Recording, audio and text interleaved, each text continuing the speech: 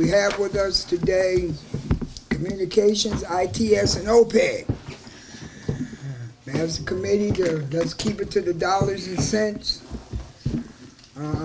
so that we can hear their presentations.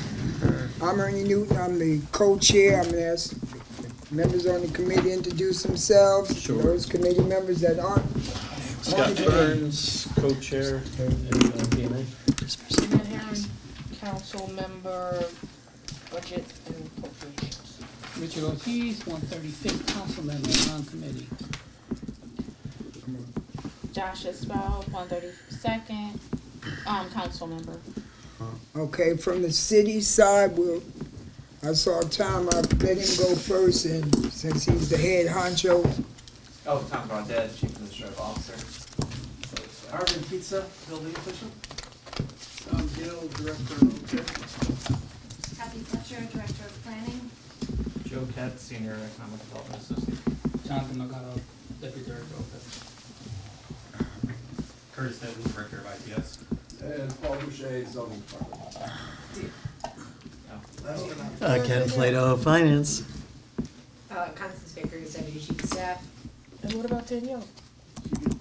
Oh, come on, Dan, I'm sorry. It's okay. Danielle Wedderburn, Director of Communications. Okay, I apologize. I got you. There we go, thank you, Kathleen. Frank McNeary, OPM Director. Kathleen Brickett, OPM. Yeah, okay. All right, let's get ready. The first on our agenda, we'll go with communications. We'll do ITS first. Let them present to us, okay? Kurt, it's your show.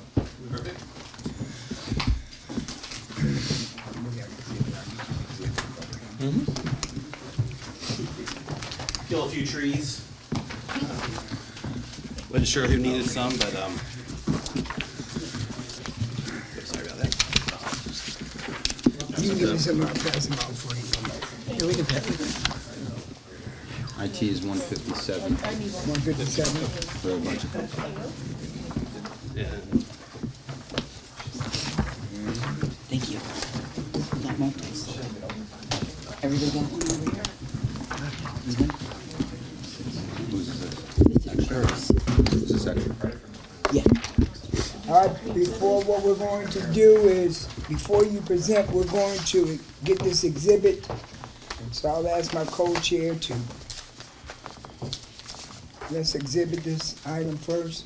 Sure, I'll make a motion to exhibit ITS presentation 04152025A.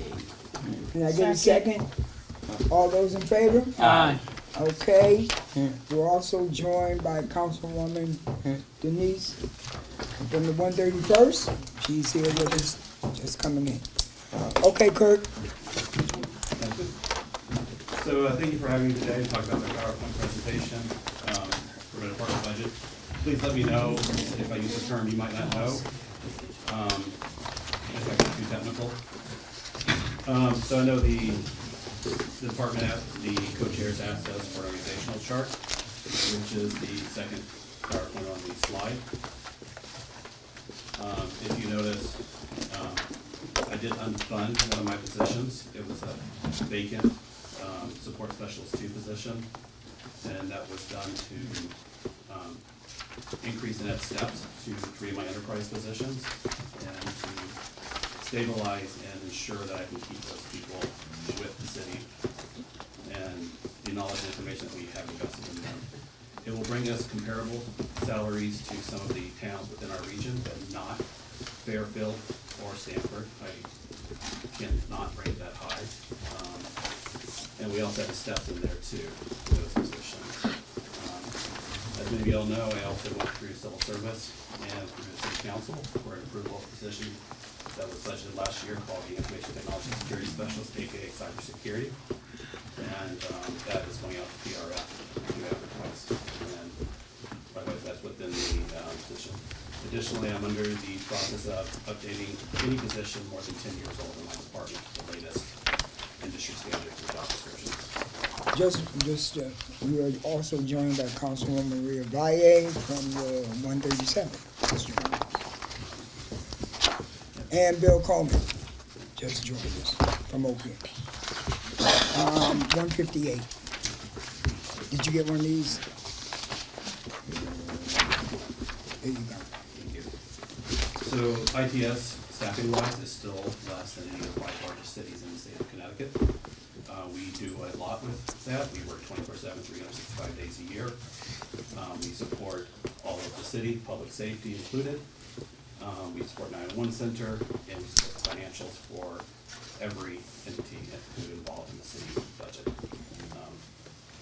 So I'm quite proud of that we stay efficient and cost effective within there.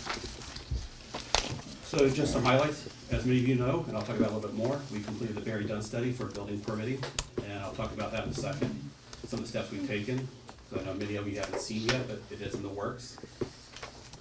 We deployed a new backup solution that is immutable, and that also will hopefully in the long run lower our cost for backup solutions. It's another step towards securing our environment.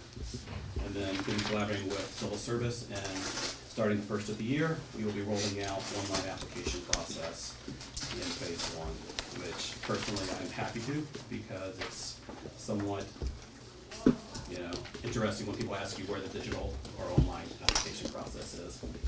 And then, as you see, we have started rolling out the AV system throughout the city. And Danielle will talk about it more in a bit, but we will be starting to live stream the common council meetings in the next few weeks, and then pushing it out to boards, commissions, and committees. We'll also join Council President Rodriguez at 137 and Craig Hodges from the 136 has also joined us. Okay, you can continue. Thank you. Make sure y'all get a copy of this on the table. So it said, Park City Portal, Intergov, EPL, building study completed, and we are actually in implementation underway. We hold monthly meetings with all key stakeholders. Many of the colleagues are in this room right now, plus the other regulatory departments. And as we talked about in the study, the top priority is merging zoning plan review into the building permit plan review. It requires us to rework 60 different plans and add that into the building permits and then test that. The goal is to have that tested and start to roll out at the end of May, the 1st of June, and this will be the biggest impact that users will see as a slimmed down process. This will allow us to start using Decision Engine, which will also help guide people who are unfamiliar with the process. And this is the single most important thing to get to that point. Additionally, each department, and I'd like to call out building department especially, have been working on SOPs, or how work is actually done and documenting that, and they have also, all departments have been working on e-review process through digital e-review process to streamline the process, and any large permit goes through that process. Additionally, I know this is a point of contention, is that the PZ, the ZBA, inland wetlands, and historic districts land use approval reviews, documents applying is going through Intergov as of January 1st. And there are some workflow changes that will happen, but that's a third stage priority. But they are actively using that to store and document and do invoicing through that as of January 1st. And then we will be looking at to engage Barry Dunn to review the health license process in the city of Bridgeport as well. And so what I say is we're actively making those differences that we talked about, the plan that we put in place that we went through in December. I know you can't see it right now, but it's actively happening. You'll start to see those changes in the next few months. I still think one of the biggest things about Intergov is that everyone's held accountable, both our residents, our people applying for building permits, plus our internal staff. Everyone can see where everyone's at, where things are being held up. And I can't tell you the number of times that people have reached out and I just said, hey, you can go onto the portal and see where things are held up. It's an accountability measure that I think is very beneficial to everyone here. So just some challenges. I'm gonna be frank. My vendors are already telling me that if tariffs go into effect, that every cost that's associated with IT hardware will increase. I don't know what that means, but every single quote I get has that caveat. What I will say, and we'll talk about shortly, is that my networking equipment used to cost $8,000 for a 24-port switch, now it costs $14,000. And we're coming up to a refresh of over 96 of them over the next 3 years, at the total cost of potentially $1.4 million. So apply a 20% increase on top of that and tell me what that means to everyone. It's unknown. This will leak down to software as well, because every software vendor utilizes technology. So I just put that out there. I know you already know about it, but just want to say it is a very real concern. The other thing is retirement resignations that are occurring within the IT department and other departments, is getting that knowledge documented. My department's actively working on it and actively working on with the stakeholders that I interact with to get that documented as well. But it is a challenge that could be faced by the city. And then, as we talked about continuously, cybersecurity remains an ongoing concern. Municipalities still get impacted all throughout the state, and so do large carriers. It's always something that's a concern. And then, just always increasing the technology adoption of our staff. So grants, I have the HRSA grants that we're under implementation. That's for the health department. They're still going. The first one will wrap up this July 1st, and the other one will be October. And then involved in numerous police department grants, which they'll talk about as well. So any technology grant, I'm involved in those. And then currently applying for the Connecticut Cybersecurity Grant, the second round. We applied for the first round. We did not get approval, but almost no municipality our size got approval, because we've already taken many of the steps that should have already been taken by the smaller municipalities. So as I talked about, you'll see an increase in my budget that I requested for hardware. And I just want to throw some numbers up there. Over the last few years, laptops, and initially back in 2020 cost me $900. They now cost me $1,250, and they're talking about a growth of $1,300. We replace 20% a year. That's when the warranty no longer is in effect. And the 5-year estimate. Desktops as well, that are in there. The cost changes, those have been a little bit more held together at $975.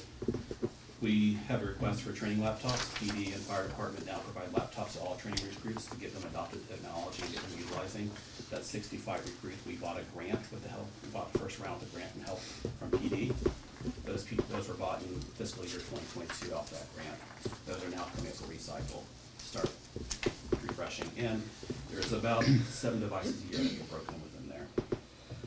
And then, as I said, switches. We have 96 of them throughout the city, and the cost is significant. The primary sites, PD, fire department, city hall, annex, ECC will be the first priority for that, and much of the funds will be dedicated to that, but there is a significant financial cost over the next 3 to 5 years associated with that. And then adding in some AV into the Margaret Morton Government Center, so the 3 conferences can be used. Not the same setup here, a more slimmed down version of this, without all the speakers, the microphones, the cameras, et cetera, but ability to connect and utilize those rooms as open space and conferences at Margaret Morton. I have some real budget cost increases within my budget. Just an example, these are the ones that are contractually obliged. Bridgeport 311. Contractual increase, UNIS, ERP, Tyler Technologies used by all entities, Board of Ed, Zoo, WPCA, 5% a year, so that's $33,000 this year. Web hosting contractual obligation to increase and maintain that website and the hosting platform. MDR, we moved from EDR to MDR. The difference is that endpoint detection response to a managed endpoint detection response, so another pair of eyes here doing it. We did a proof of concept for a fair number of them, and we chose to go with threat protection. It was a more cost-efficient method for us compared to something like CrowdStrike, which you also know what happened to CrowdStrike. But that's not really the only reason we did it. It was really a cost issue. And then NetCloud Cradle Points are coming up for renewals for the main set. These are the routers that are used in PD vehicles.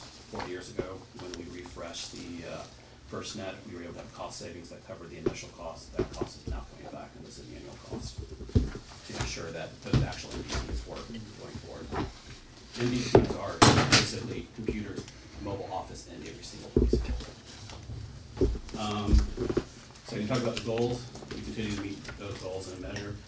The only one here is time and attendance. It's a little bit slower than expected. The implementation will start in the next couple of months. One of the things I talked about is how do we make sure that we're not wasting money, and we spent the last 9 months working with those departments to make sure policies and procedures will be in place moving forward fast. And then Yeah, happy to talk about any goals, the numbers that you want. And go from there. All right, go right ahead. Just a couple of questions. First of all, Curtis, thank you for providing this and giving us some context and working through it efficiently. Just two questions in terms of your reference. One is immutability, if you could explain what that is, and also what decision engine is. Yeah, so immutability is a concept with part of zero trust and backup. So it means that once it's backed up, that it cannot be altered. And it's really in a relation to a cybersecurity attack. So even if they get into the systems, those backups are cut off. And we implemented a data domain for that, which is a product. Yeah, and it's backed up on-site and off-site for both data centers. Well, I would say actually 3 engineering servers are all backed up through my backup solution. It's where the industry is going. We're actually probably about a year behind where we should have been. So that's purely a cost thing. Yeah, so decision engine is a tool. It's a decision tree. So I want to apply for a permit. I don't really know what I'm applying for. I know I'm residential. I know it's a 3-bedroom. I know that I want to renovate the bathroom. It starts asking questions and it tells you exactly what building permit to apply for. Obviously, large developers are not going to have that issue, but let's say smaller developers, mom and pops won't know what building permit to apply for, and that's what Decision Engine does. It helps guide them to the exact permit. But I can't do that until I finish recombining zoning with building permit and the review process. Otherwise, I have to redo all the work again, and I'd honestly rather not do that. So, but it will actively help any small businesses who don't, or residential owners who are doing one-time permit or one permit every year, who don't really understand the complex building permit process as help is. So it's my goal to get that after we do the combining. And the building department, zoning department, environmental health is minimal involvement in the part they will be, they do know and are aware. So is fire marshal and so is engineering, and they provide that information. And I think you'll see a big bang for the buck. A lot of the other towns have done it. At our size, Stanford implemented theirs about 18 months ago. It's a different product, but same tool set. So just so I'm clear, so it's not operating yet, and is this something we had to purchase, or how did Yeah, that it's work? already in my licensing. Okay. So It's already in my licensing. There's no added cost to it. Cool. Okay, I'm good for now. You good? Kurt, I was glad that you did mention one of our biggest problems is in the permits. Yep. And it's good to hear that now people will have an opportunity to look at and see the process that they're going through, because 90% of the people have complained that we have the slowest system, and that might be because of manpower. But we need to do something about that. The other pet peeve I've been on the council for a little while, why city council members don't get laptops. And let me just say why. We should not have to go out and buy them.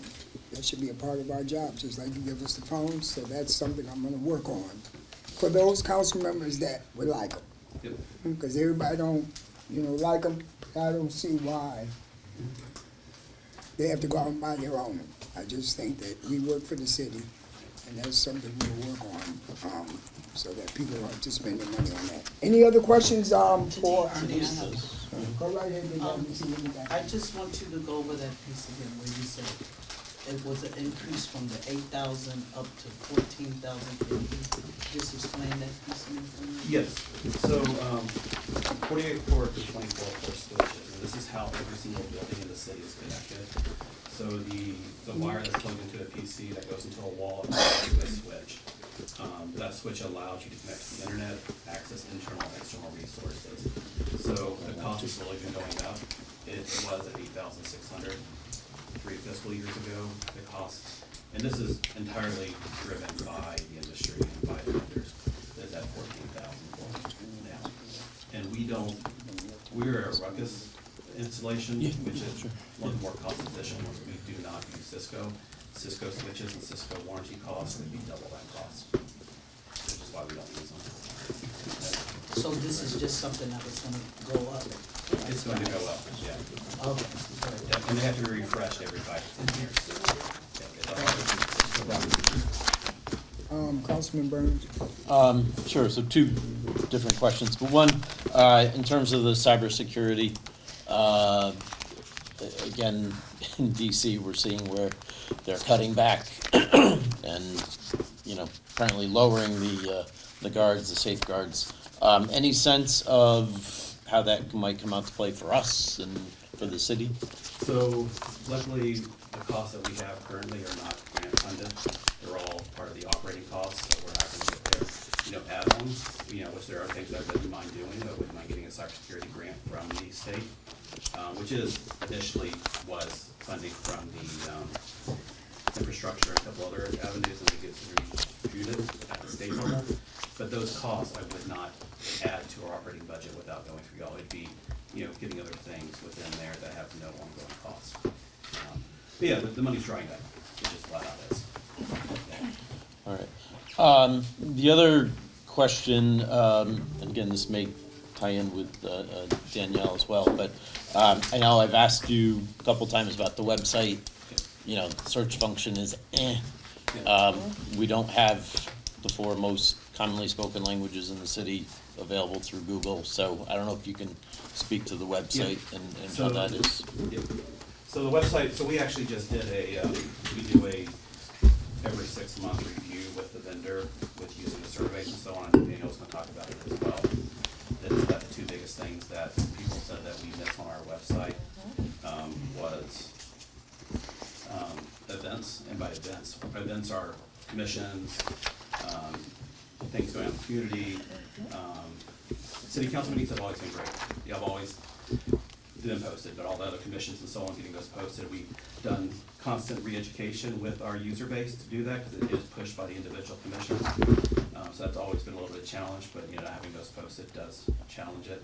And if you don't mind it, the second one just slipped my mind what it was. Oh, bill pay. They say they always have problems finding bills and where to pay. Yeah. Yeah, so yeah, sorry, it slipped my mind what it was. We talked with the vendor about it, we have some thoughts about how to improve that. The problem is that our bill pay is stretched out, of course, a number of departments.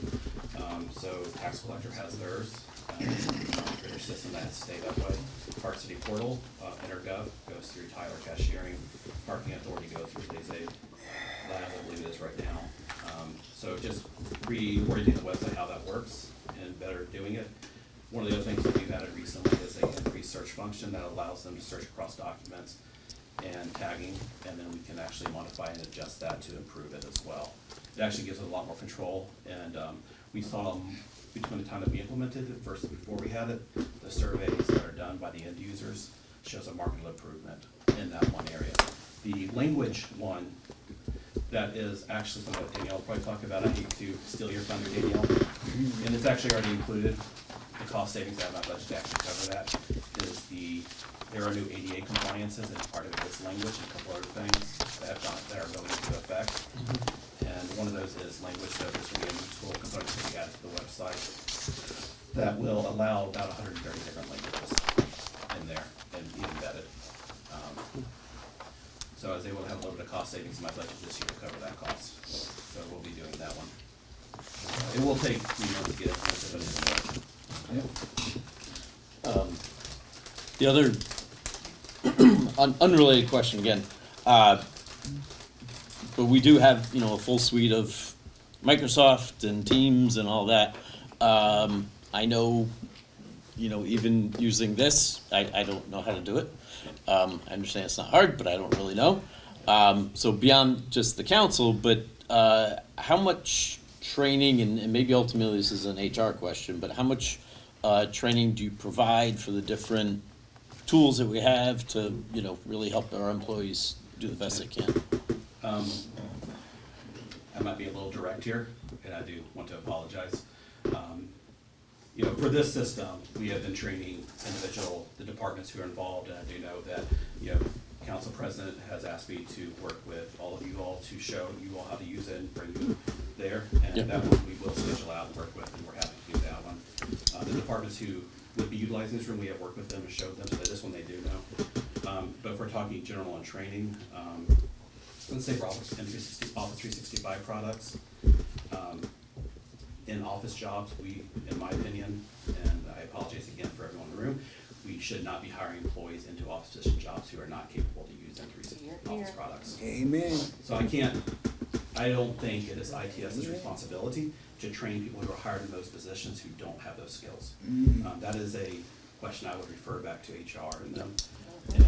But that's my opinion. Now, if we're talking about products that are utilized within our city that are specialized, such as Munis, ERP, any other product out there, we use a train-to-trainer method within the departments, then obviously ITS is there to help as well. Sure. You know, especially with EPL and a couple others, but we have a train-to-trainer method for those. But I would say the base M365 Office products, you know. That's good. But HR No, does it's have good to hear to that. talk That's about it. good. Sure. All right, Okay. I'm done. Frank and Ken, is there anything you want to go through on this here, on your budget? So you can go through it if you'd like to. I just wanted to say, I think when someone does an exceptional job, I think they should be called out for it. And I can say when Curtis entered his budget and came to meet with me about his budget, he was very prepared and I think stands out. And so I really appreciate that, and I think he deserves some acknowledgement for that, so thank you. So that means you gave him, you gave his budget what he needed, right? No, I actually cut his, I cut his request. So okay, Council President? I just wanna say for the record, Councilman, when you mentioned about laptops, I did purchase iPads for city council members who are still council members who don't use their iPads. Oh, I never got one. Well, you have a laptop, you had a laptop, you have a computer at home, so those didn't have computers, had iPads, and they don't use their iPads, so I did purchase them. So that means because I have a computer at home, Some people use their stipend. I What- purchased my laptop with my stipend, people have purchased their laptop with their stipend, that's the way we set us up. But if you purchase them, then there should be a monitoring process that you bring your laptop every day to Right. council meetings. right? Okay. Alright, just let me know. I just want to make sure that, you know, some I things did that, help a lot of people out during COVID when they didn't have equipment.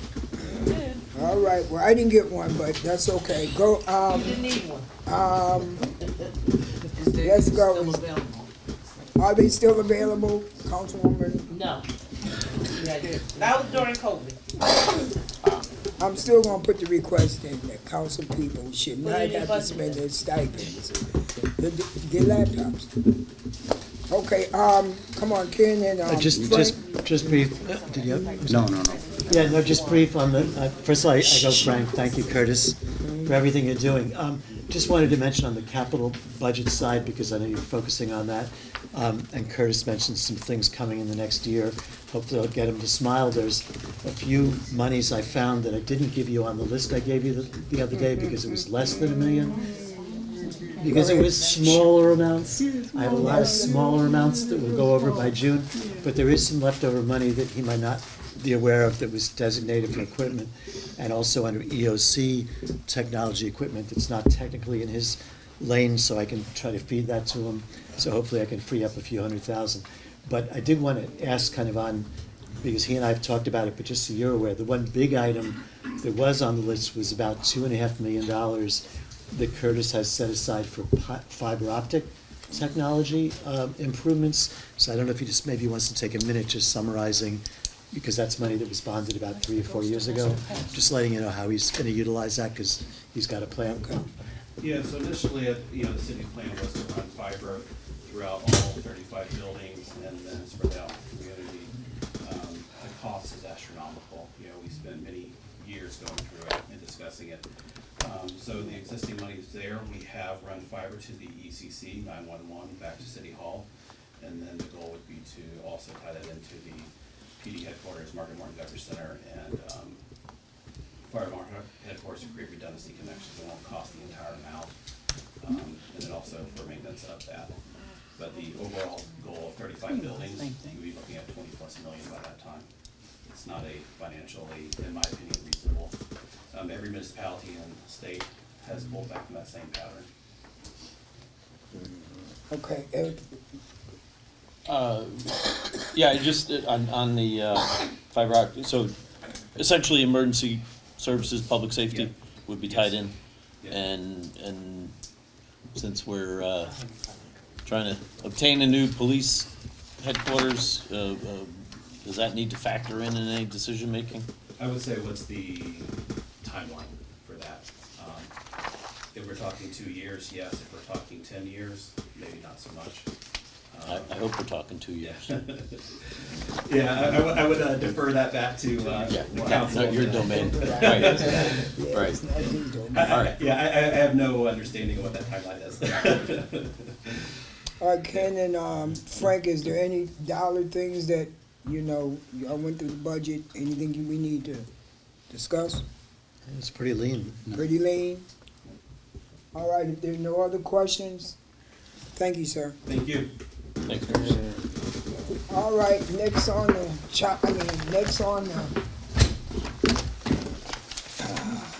we're gonna save OPED for last. What's it? ITS, that was, come on. Communications, okay, what page? Right before, 154, really.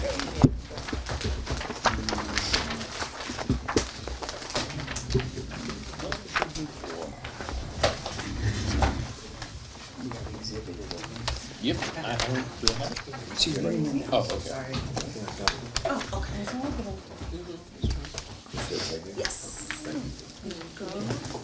All right. Give me one. Thank you. Thanks, Dan. We could have passed that out for you. Oh, I'm sorry. Yeah, sure. Actually, I need to shoot in, Yeah, sure.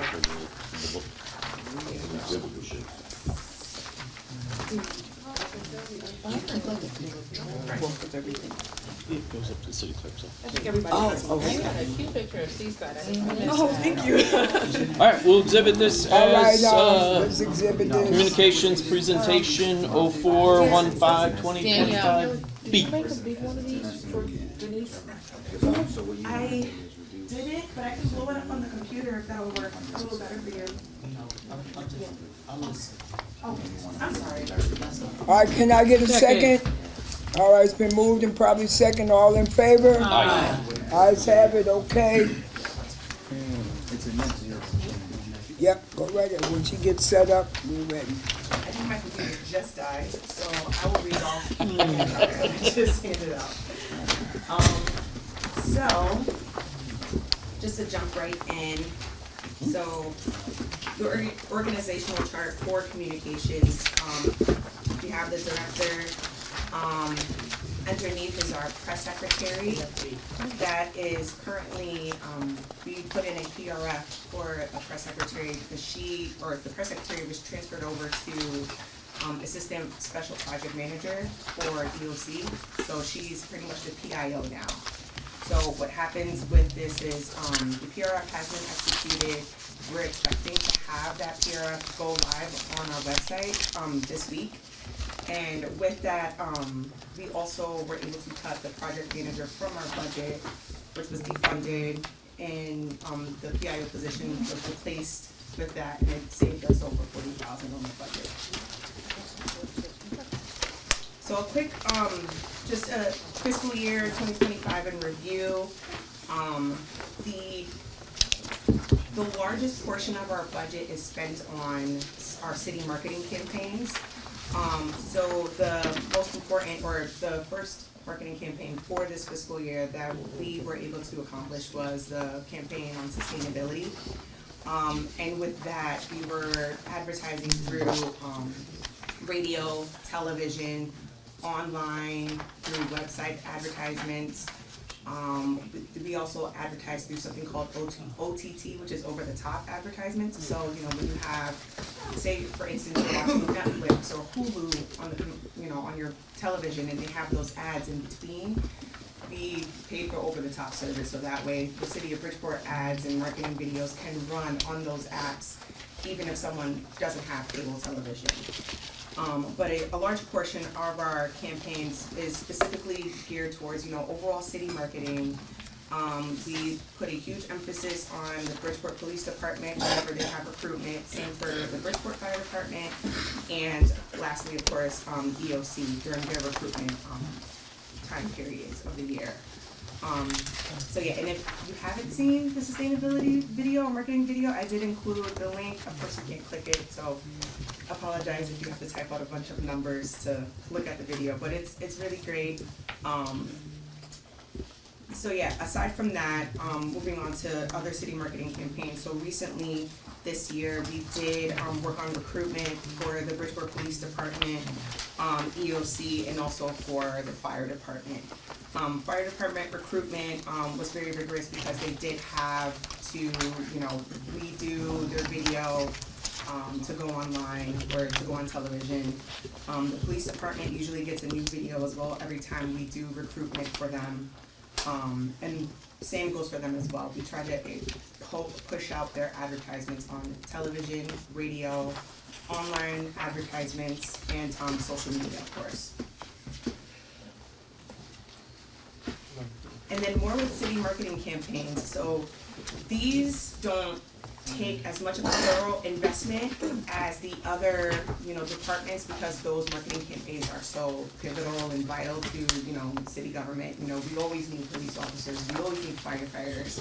But in this case, we work very closely with the health department multiple times a year, because they always have some form of initiative that they're doing, whether it's, we're working with them with, grant money that they may have, or they're coming to us directly to say, hey, we have this thing going on, but we don't have the funds for it, what can we do?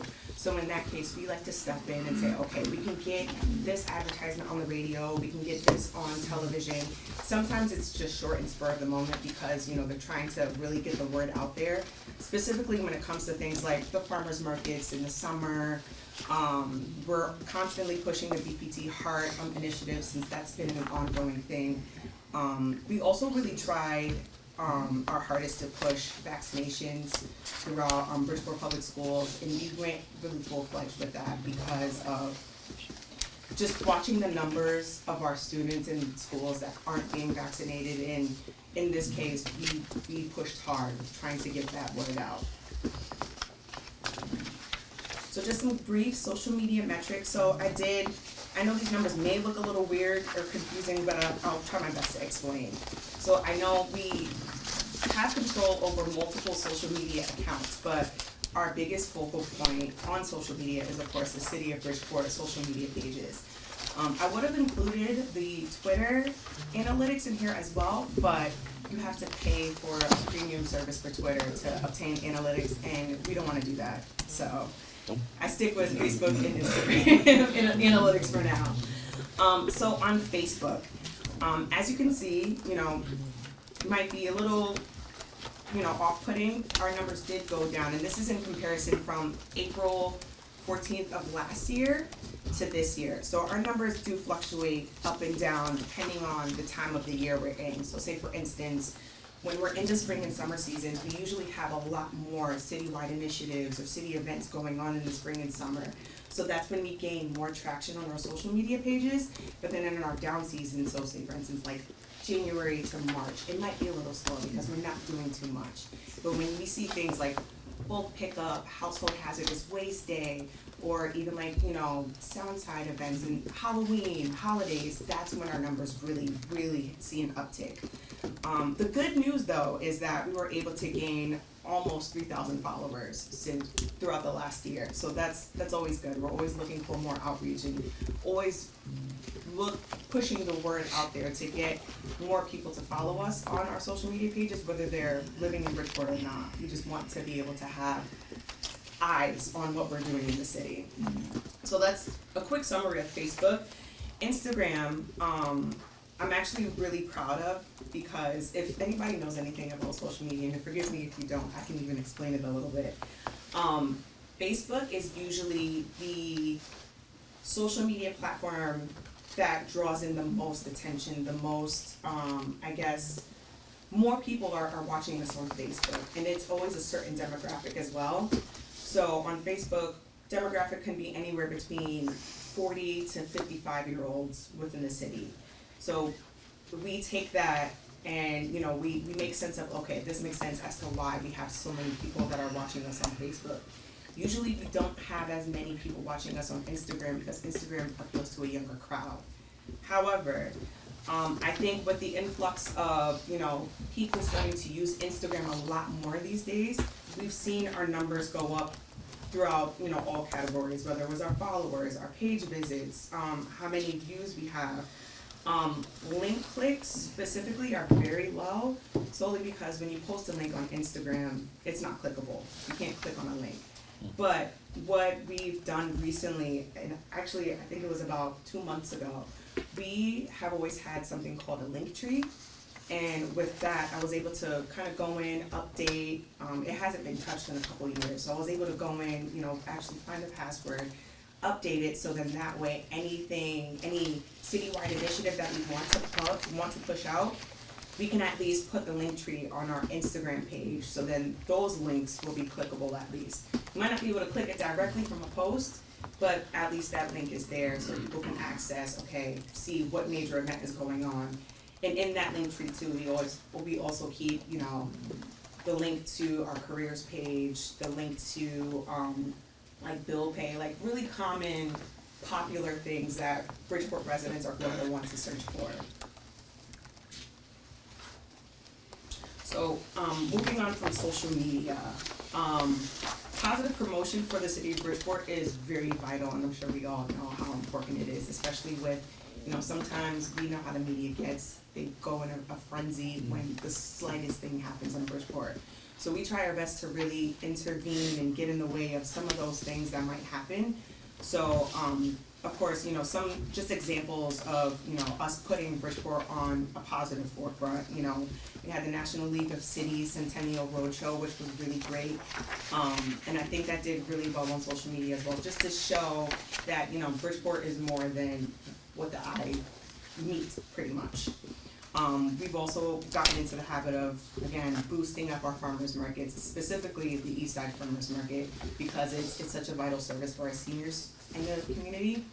And then, of course, another heavy hitter for us when it comes to social media and events is the Dennis Cinto Household Hazardous Waste Day. We always get a crazy amount of people that will come out and participate in it. So for that, I think that we tend to do a relatively good job at broadcasting that. Sometimes we'll even go as far as broadcasting Household Hazardous Waste Day on the radio, and it doesn't have to be anything, too scientific, whether it's just we reach out to our vendors and say, hey, can you just say a couple words about this on the radio? But we're constantly trying all avenues, or all methods at least, to try to push the word out there when it comes to citywide initiatives and events. More on positive promotion for the city of Bridgeport. This is just an example. So whether or not some people may or may not like the festival, online we can't deny how much the Soundside Music Festival postings has done for our social media outreach and the amount of people that are watching our pages or that are paying attention to Bridgeport that either don't live in Bridgeport or don't even live in Connecticut. So again, just a couple of examples. Some of the posts that we made during the Soundside Music Festival, we saw our numbers skyrocket from those that were non-followers. And a lot of those non-followers are people that are attending the events. We're putting in our hashtags. So with that being said, anybody that's attending the event, when they're clicking on these hashtags, they're like, oh, okay, this is Bridgeport. People are starting to pay attention to us outside of Bridgeport. And I think that's really awesome. Because we have quite a following within the city, but one of the underlying goals of our marketing is always to also appeal to outsiders as well. We want to attract more people to come, to be patrons of our businesses, or whether, we want to attract them to move to Bridgeport or invest in Bridgeport. So I thought this was a really great example to show, the power of social media and what we can do and how it's been going when it comes to advertising and broadcasting what we're doing. Danielle, Yeah, sure. just a question. You're citing the Soundside post. Yes. Are you able to track where the clicks are coming from, the likes? I mean, do we get a sense of location data, or I is might that be not? able to pull that from Facebook, so if I go back, so of course this was just a simple screenshot, but if Yeah. I hit an export in the Meta Business Suite, it might give me a detailed breakdown. If not by location, they'll at least, if I'm not mistaken, they'll give me a breakdown of demographics, so like age and gender. But I can definitely check that out. That would help. Yes. Has that information, that will tell you where the tickets are coming from. Yeah. Locally and outside. Right, yeah. Yeah, I was just curious on the social media side of. We can get that information. Councilwoman Martinez? I just have a few questions. So, do we no longer have the assistant special project manager? No, so that's no longer in the communications budget. So, where did that transfer to? That was moved to archives and records and then FOI. Okay, so, and then press secretary is, So that one is, I put in the PRF recently, so that one's vacant right now. okay, so my question is, and this is probably more to our finance and, OPM director, why are we facilitating, the communications person from one, aspect of the city into all the aspects of the city? So wouldn't it make sense to have someone at the police department doing the police department needs, someone in the fire department doing the fire department needs? I'm saying that to say that we have a lot in the city of Bridgeport that is not communicated to our constituents and our residents, such as the lead department, house rehabilitation, and things such as like CDBG. A lot of people don't know nothing about. Probate is the state, but like what they can get from vital records, what they can get from, so we have other departments in the city that I believe our communications department should focus on, more so than trying to combine everything into one person, where the police department should be able to do their own stuff, fire should be able to do their own stuff, EOC should be able to do their own stuff, and keep our communications person focusing on what needs to focus to move the city forward with a lot of information that is not being put out to our constituents, as it should. Yeah, I mean, I think, there's a lot of, throughout the budget process, a lot of people came to me asking for positions, and the fact that we end up coming down to is that in this budget, there's $5 million in cuts that we still have to make. There are some assumptions for state aid that may or may not materialize, and so to keep taxes flat, you need to make tough decisions. And I think Danielle can, if she may have comments on how she addresses those concerns from her central perspective, but it's just the hard decisions that we have to make, and that's how we come to decisions for personnel. Just to piggyback, if I could, through the chair, as you kind of know, there was a position working with police. I think they still have the position funded, that would handle some of the specific police needs. I would hope that person could work with public safety in general, not just police, because I think there would be time to do that. But it's also kind of incumbent on the department. I mean, if a department really has something they want, an initiative broadcast, I know for us and some of the ones I've heard of, I mean, we call the central office and they're right on it. So, I mean, if a department has things they really want to do to get out there, I would hope they do reach out to Danielle and her group, because to see if they have the capacity to help them. But I think public safety is its own little sphere that should have their own presence, hopefully. Councilman Hodges? Yeah, through the chair. I'm just looking at this on, Danielle was saying that the project manager is no longer gonna be under communication and it's going over the archives. But why is there such an increase of $30,000 from $70,000 to $104,000? In the archives and records? Yeah. So last year, part of that position was paid out of a grant, and it was ARPA money. And as we know, all the ARPA money was done for that, so 100% of the salary came over to the general fund. So that what you saw in last year's budget, it was just the general fund portion, but now that the grant money for part of the salary has run out, now it's being charged. And that's the completely pay to the scale general. for that position? Yes. Danielle, let me ask you a question. On the advertisement piece, Southern Bridgeport, there are a lot of things going on in districts, and I use the East End as one, that I haven't seen much advertising on the positive things. Yep, the markets are nice, but we've got a lot of good things happening, and it's not getting the attention to let people know, wow, these things are coming, this is what's happening. I haven't seen that in the advertising. Yes, I've seen, the police, the fire, but I haven't seen much in local districts because a lot of things are going on. And I would like to see that. Absolutely. I haven't seen it. So, I've seen, like I said, the police, the fire, I've seen a few small things, but we need to up our grade a little bit to make the residents of Bridgeport know a lot of positive things are happening in this city.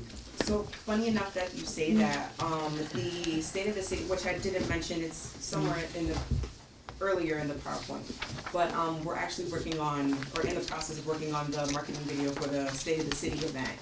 And this year's video, I decided to take a neighborhood-centric approach. So that way we're focusing more on other different neighborhoods in the city, because, Bridgeport's not just downtown. It's not just, just one particular neighborhood. It's a culmination of everything. And what really led me to make that decision was seeing that there's so much activity, going on the east side, and there's nothing against the east side, because I'm an east side girl. But I noticed that there's not a lot of, attention being brought to the north end, or there's not a lot of attention being brought to the west side, not enough being brought to even deeper into like the west end. So I really wanted to try to change it up a bit and try to change the narrative. So yes, a lot of our big projects are happening downtown, but it also doesn't take away from the rest of the communities that have been here since forever, and they're the reason why downtown can become this breath of fresh air. And the reason I say that is because you hit it on the head. Bridgeport's made up more than just downtown, okay, or Seaside Park, or Beardsley Park. Right. People don't know what's actually happening. So they walk around and say, well, ain't nothing happening in Bridgeport. But that should be a part of our communications to the 152,000 people we got living here. Absolutely. No, I agree to that 100%. And I think from here on out, that's the route we kind of want to take. We want to be able to show more of Bridgeport instead of just downtown, or just Seaside, or just the amphitheater. There's so much more here. That's right. I actually want to go back to Anita's point too, asking about PD, fire, EOC. So yeah, the PIO position, they usually handle marketing for all three of those departments. However, that funding for those projects comes out of communications, because they each have like really minimal marketing lines, and they do recruitment maybe like twice a year. So that's why a lot of their stuff will come out of communications, because then we go through with all of our media buys, we have a relationship with the vendors. So I guess in a way to, not rewrite, the rule book, they're just like, okay, let's just go through communications and do it, because it's streamlined and we already have these relationships. But in that sense, you're absolutely right, where, there should be more emphasis on other departments that, we can say it's on our website, but how many people are gonna go to our website? So that's another thing that, you make a good point, where we should be paying more attention to other departments as well. Where did I leave off? So yeah, I'm moving past this. Oh yeah, so the last part of positive promotion that I wanted to highlight too is, again, Bridgeport is always being talked about in the media somehow, some way. But, you know, we do have those moments where, you know, we might end up on the Forbes list, or we might end up on some other website where it says, you know, Bridgeport's in the top 5 for diversity, or Bridgeport is in the top 5 for, you know, families wanting to come and, you know, live here. So as soon as we catch wind of those articles going out, we always try to push it. And in this case, I thought it was a really positive thing for, you know, just an example post of saying that we're in the top 5 for cultural diversity, and seeing that, you know, a huge amount of people that actually looked and, you know, interacted with this post were non-followers. So in my mind, that's a lot of people that's outside of Bridgeport, possibly outside of Connecticut. So that's just bringing more and more traction and attention on, you know, how great of a city this actually is. I hope we bring more businesses. Yes, that's always the Well, goal, we're bringing that group up right after this group, so we'll be able to talk about the businesses, all right? And then, the last section of this presentation is Bridgeport in the media, so, or actually, no, second to last, I'm sorry. So this recent year, we have increased our outreach, so we've tapped into more local, businesses to, you know, push forward our advertising. So we built a relationship with, WPKN, so we're not only giving a local business our money, but, you know, we're expanding our outreach to other different avenues. We're constantly working weekly with WICC and News 12 to put out as many positive stories as possible. Sometimes they're not positive and that's outside of our control, but we do try our hardest to at least intervene when things like that happen. So sometimes we might even flood news to say, hey, look at this cute cat. I mean, it's a cat, is it important? No, but is it positive? Absolutely. So we're super aggressive with trying to make sure we're putting out positive things. So, you know, at least once a week we try to link up with Frank Recchia from News 12, put a story out with him and the mayor. The mayor's always on WICC weekly, and if not the mayor, then we will always have a city representative that gets on WICC every week to push, you know, whatever agendas we have going on, or just to talk about, you know, something that's lighthearted. So, for example, tomorrow, Scott Appleby is gonna go on WICC to talk about National Public Safety Telecommunicators Week. So even though it's not heavy hitting, it's still positive and, you know, gets to shed light on what else the city is doing for the community. And then finally, the last piece is Bridgeport on the web. So Curtis touched on it a little bit earlier, but, you know, we are working with the IT department on our website, and we're pushing to move our website towards more ADA accessibility, or ADA compliance and accessibility. So we're working with our website vendor and the city's ADA coordinator to really make sure that no matter what kind of challenge you have, you can navigate our website and find the information that you need. Another thing that was implemented that I thought is really interesting is something called Swift Type. And with that, we're able to go in and kind of tweak our website and play around with it depending on, you know, what search history comes back from our users. So if we find that, you know, someone's always searching for how do I pay my taxes, then we'll take that and say, okay, we're gonna put bill pay and tax pay on the front page. So we're using a lot of these services to really just make searching through or navigating our website a lot easier. I know it's still kind of a bit tricky for a lot of people still, even though we've had the website for a little over, what is it, about like a year and a half, maybe 2 years? But people are still so used to our old website, so we're trying to make sure this is as easy as possible for users, you know, no matter what age you are. You wanna make sure that you can find the information that you need. And then lastly is usage of our YouTube channel. So we started to use this a lot more recently as well, just to upload live stream videos of charter revision meetings. And as of this morning, we started uploading budget hearing meetings, so this very meeting will be on the YouTube. And at some point, we are, IT and myself will be working together to host future live stream city council meetings. So we're expecting that to be fully, you know, taken care of at least by next month. So that way, you know, we're increasing our method of transparency to the public. Anybody that can't come to a meeting, they can watch it online. And yeah, that's pretty much what I have. If you have any questions. Scott? Sure. So one just quick comment and then two questions.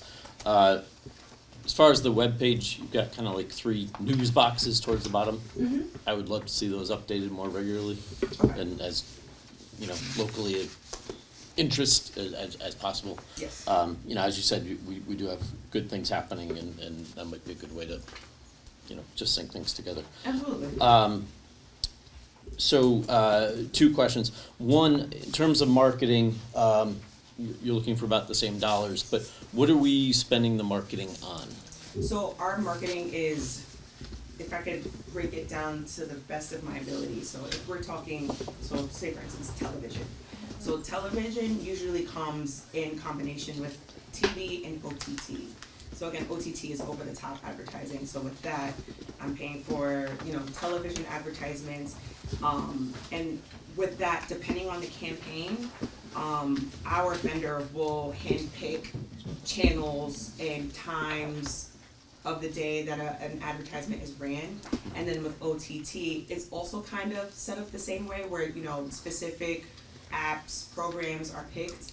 But we recently just started with the OTT advertising just to have a broader outreach because again, I don't know how many people still have cable. So we're really trying to expand it in that area. And then when we do radio, it's kind of the same concept where depending on what we're, marketing at the moment, we're handpicking a couple different radio stations. And with that, we might not go through, so say for instance, if we do TV, we might go through A4, which is Optimum. So they have a broad range of channels. Whereas radio stations, we're going like, okay, let's go to WICC, let's go to Meeby, let's go to Star 99. So we're kind of picking and choosing throughout the radio stations that we have on our vendor list. And then with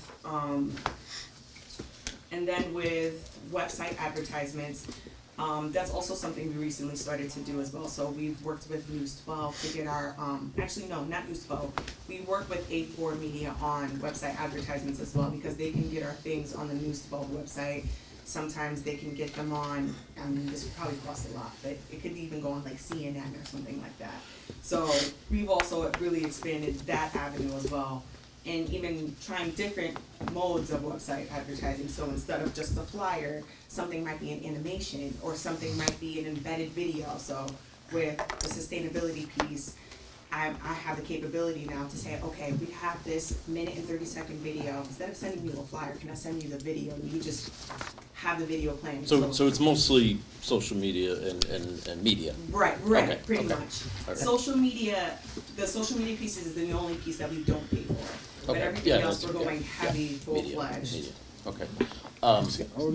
Just on that question, Yeah. just through the chair, just a quick aside, really want to compliment Danielle and her predecessor have really focused on output versus, a number of years ago, there was more on consulting and design and soft costs. They've really minimized that, and they're utilizing the print shop more for hard copy stuff. So they're really trying to get the money spent on the stuff out there rather than just paying consultants. Okay, that's good, that's good. Yeah, okay. Okay. Hi. Hi. So in regards to the different events that are going on in the different districts, Mhm. would we send it to you? How would we get that information? You out can to send it right to me. Okay. And in that instance too, that's another thing we really try to push. We don't push it on social media because we don't want everybody just flooding our inboxes. But as much as we go out with the mayor, we're always handing out cards. Next time we have an event, send it to me. Next time send flyers because and this is not to speak on anything that was happening years prior to me, but when I came in, even as press secretary, my biggest goal was show the people what is happening in the city. Not just, okay, there's, I don't know, and it could be something small, like, okay, our perks are opening. But instead, I really wanted to take the approach of, if there's an Easter egg hunt happening on the east side, I want to tell people, go to this egg hunt. Because 9 times out of 10, whenever we post whether it's an organization or an individual that's having an event for residents, after that they're like, oh my gosh, can we send you more? So we've really gotten into the habit of you know, we'll peruse Facebook sometimes hours at a time just to see what's happening, take it, repost it, and we have never gotten a bad comment saying, oh, you're posting my things, don't do that. Usually everyone's super appreciative, so we're always looking for things to post. Good. So my last question point, you and I have exchanged a few emails at least about the billboard with the amphitheater, which we're entitled to a certain number of clicks and things like that. How is that going? What are your ideas for maximizing the use of that? So, and it actually slipped my mind to reach out to you the other day. I did see the graphic for CT State Housatonic on that billboard, and it was the square one right outside of right outside of the amp. Yeah. I don't know how it got there, but it's there. Because my next, if that didn't work, my next avenue was going to be, and I say this loosely because I know the agreement that we have with the Lamar billboard is to push city initiatives on there. And even though CT State Housatonic isn't necessarily a city entity, I wanted to try to explore possibly putting it up on the Lamar billboard as a favor. But no, that billboard you're referencing, they do have a graphic uploaded there. Okay, but again, we're talking about the citywide thing. Is that something you're exploring? Oh, yes, to do? absolutely. Yes. It's highly visible, right? Because, and then, so when I did have the conversation with Howard, he did say that anything city related, absolutely. And I can send over graphics to him as things come up. So right now, the only thing we do have that we're really pushing on billboards is the Alzheimer's awareness walk that's coming up at the end of the month. But anything else that comes up, whether it's, you know, the backpack giveaway in the summer, you know, things like that, we can push on both billboards, and that increases our outreach right there. Yep. Good. All Yeah, I'd right. love to see that. All right, thank you. We have a good understanding that we need to get more stuff to you so you can put it out there for us. Send it all. All right, next. Doom, doom, doom, doom. All right. OPM, right? All right, OPM. No. OPED. OPM, it's all the same. Y'all know one another. Through the chair, while OPD is getting ready, just for your knowledge, we just did get through OPD the payment on the billboard for the amphitheater. So we just received today the $50,000 that we hoped for the budget. It's a good start. Bring it back there, yeah, drag Ken. Tanisha asked me the same question when she got the check. I think there's a percentage of gross revenue. 326. I thought maybe last year, this year, I just assumed we get two payments. I thought it was $50 a year. I don't remember what the lease is, but at least we got it. I gotta follow up with Tom, because I was just looking at my notes. Because I was surprised it just came this afternoon. But you know what, we should follow up on that, 'cause like I said, it just came this afternoon. And Tanisha's like, is this the amphitheater? And I said, yeah.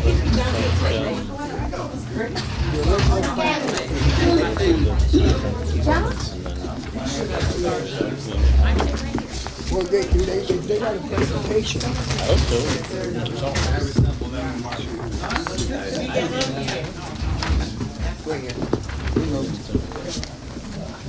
That's all y'all got. Well, especially for the features, and that means we cut their budget. Make sure I plug in right. Appreciate it. Ernie, you got your key?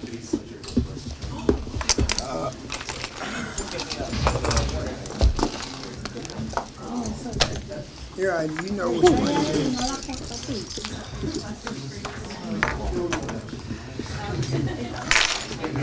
You know which one it is.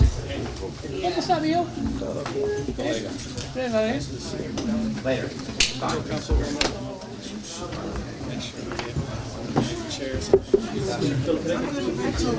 Let me see if I have enough, Scott.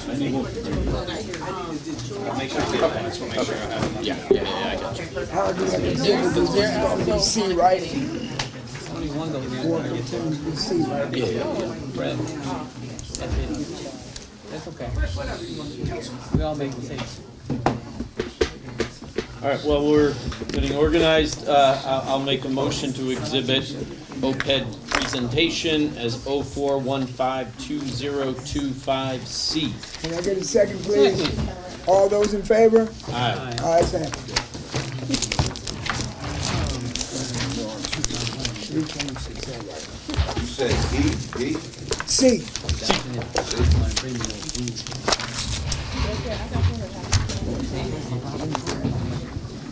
I know, right? Budget cuts. Good point.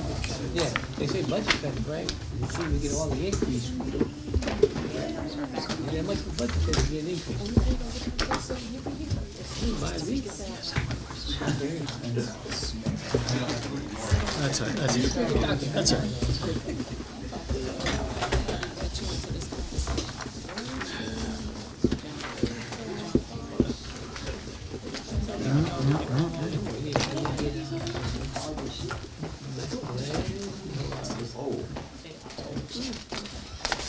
All right.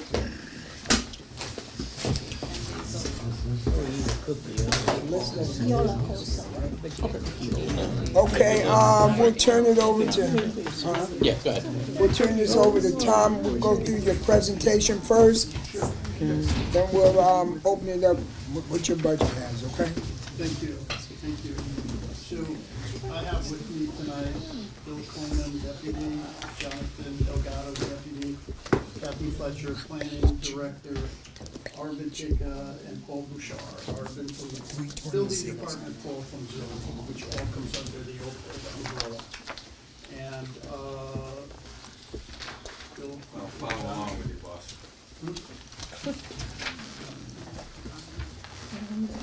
Put up the organizational chart. So, go back one start. So we broke it out into our organizational chart, some performance metrics, our capital budget and grants, our operational budget, and then Bill has a slideshow that will show you for other. So relative to the organizational chart, there are only 2 vacant positions in the department. One is in the building department, it's the building inspector. That has been advertised and closed, and interviews are taking place. And the planner position, which was advertised through May 9th, and we anticipate a May hiring there. So other than that, every position is filled within all of the departments. Just a logistical issue. The recording, if you could just be a little louder, Tom. Okay, sorry. Thank you. Should we bring the mic anywhere different, Scott? Do I have to repeat that? No, don't touch it, don't touch it. Turn it around. I'll speak louder. Oh, turn around. You got it. Thank you, sorry. Thank you, Maria. Okay, can you hear me now? So, again, we are fully staffed. We've made some changes within the department, in particular with Max Perez's function. Max has been working very closely with the building department, the zoning department, the fire marshal, to try to mediate and expedite problems that exist either from the developer's perspective or the building department's perspective. But it's been working very well, and that Max has been able to sit down with all of these parties and work through this. So as far as the building department, in '24, they had revenue of about $5,033,000, and their value of work was about $194,000. $1 million, I'm sorry. This year, the building department has almost $8 million year-to-date in building revenue, and the value of work has gone up to $259 million. So we're 2.8 million over budget on building department revenue this year, which is,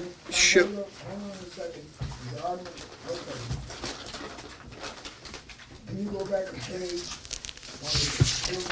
right, this is, all right. Got it? Okay.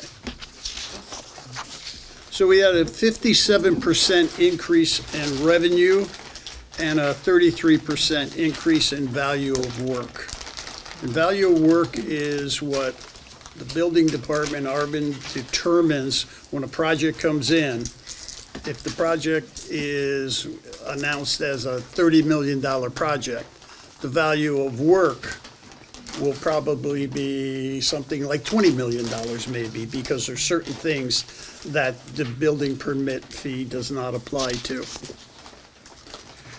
So as a result, we had originally put in a proposed budget of $5,034,000. And we're very comfortable recommending to the council to increase that budget by $500,000 based upon the activity that we have seen and projects that we know will be coming on board. So that, we believe that a $5.5 million budget number is the correct number for us.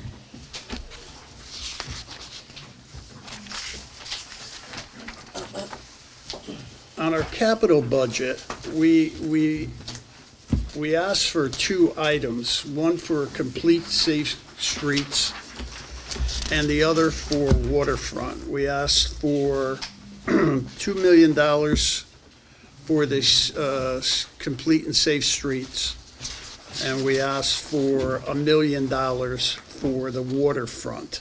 I'm going to ask Kathy to explain the rationale behind the $2 million we asked for the complete and safe streets, and then the $1 million on the waterfront.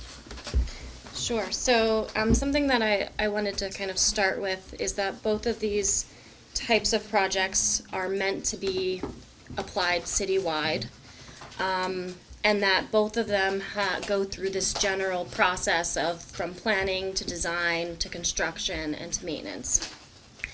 And so for complete and safe streets, what we've been seeing so far with grant opportunities is that there's really this critical gap with design funds that is very rare to find elsewhere, but it is often required to get any construction money.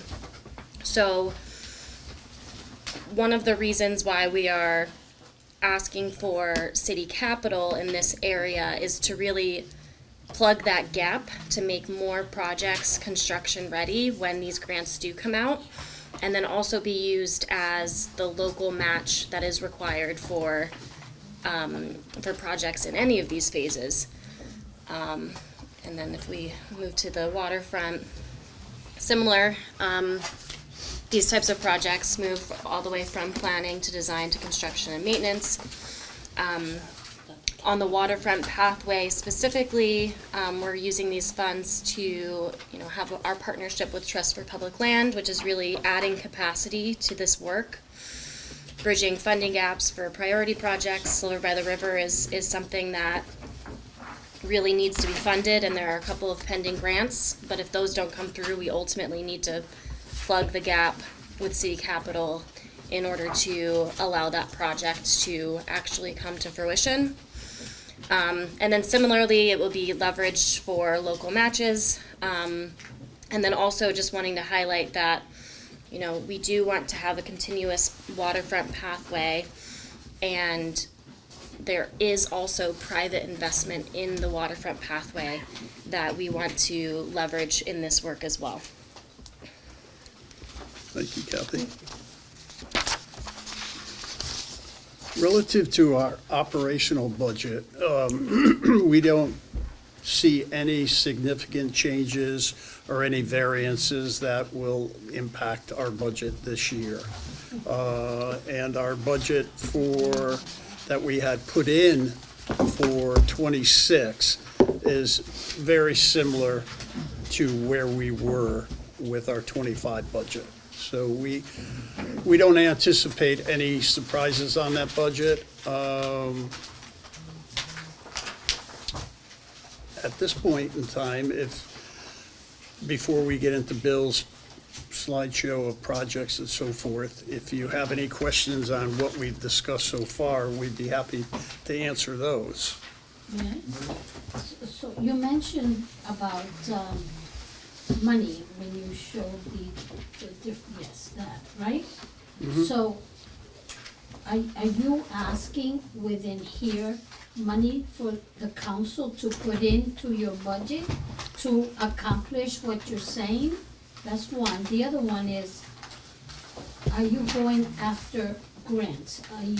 Is your department going to go after grants that might be available?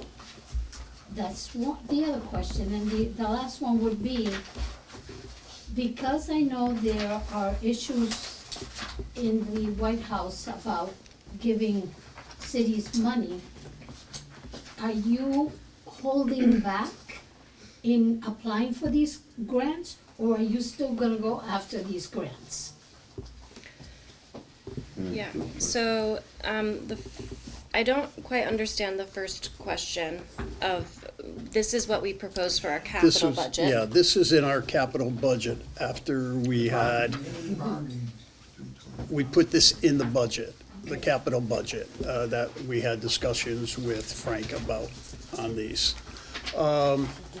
So, yes, we're asking for city capital, and one of the most important points is that, yes, Kathy is going after grants. She works closely with MetroCog on grants. There are state grants. There are still federal grants there. So we go after all of those. What she's saying is that sometimes there is a match required for that grant, a city match. So if she doesn't have that funding, she cannot apply for the grant. So that's the rationale behind the 2 million, to advance the gaps relative to the planning, but also to leverage federal, state grants. Yeah, but again, the important thing is that just because things are cloudy at the White House, that your department or any department, regardless of what's happening out there, if the opportunity is there, take advantage. Don't say, no, we're not gonna do No. this, because yesterday, I think it was yesterday, we got some bad news that the project on East Main Street is dead. Yeah. So, thank you. But Kathy has done a remarkable job working with the grants department to bring in a number of grants throughout the city. So, yes to your question. Yes, Scott? Maybe for Kathy. The complete Safe Streets money you're looking for, do you have specific places, projects? I mean, is the design, I guess, what you're looking for, the funds for design? Are you ready to move on those? Yeah, so there's a number of projects. It all just, it's one of those where we kind of move a little bit at a time depending on as we hear back from pending grants or hear back from our partnerships with MetroCog and monies that come through that, as well as state funds. So, for example, Fairfield Brewster, right now there's a pending grant application. So until we hear back from that for the design work, I probably wouldn't move on that. East End Streets, Connecticut DOT is looking to do signal upgrades for that project. So we have an opportunity to potentially get minimally the design funded through the state, possibly also either the full construction or part of construction. So we're waiting for clarification on how much the state is investing before we really do that.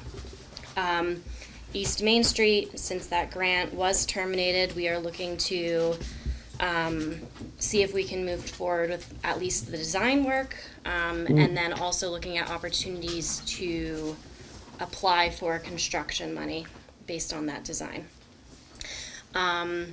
And then similarly, Park Ave North is another area that's been kind of pushed for some time that we're also looking to get, plug in those gaps to be leveraged for, ultimate construction. So, we are trying to, and then we also already have design and construction money for Park Ave South, which is the entrance of Seaside Park up to State Street.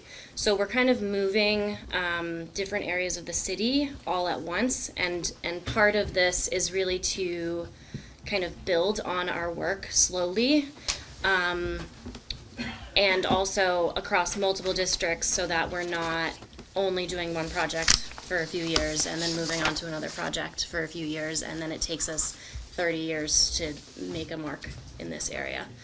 And then the other thing that I'll just add is we do have grant money to do safety demonstration projects, which is a little bit different, but they're more temporary projects that are meant to show the feasibility of full construction. So as we do that, more comprehensively throughout the city, it also gives us data to kind of be used for additional grants, either through the state or the federal government. So trying to do this, citywide.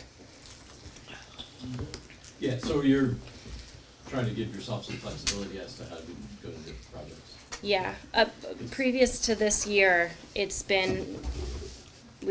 only had capital available in certain areas, so I've been, as grants have come up, we've tried to be competitive, but then also anything that required a local match, I would have to see where my match money could come from.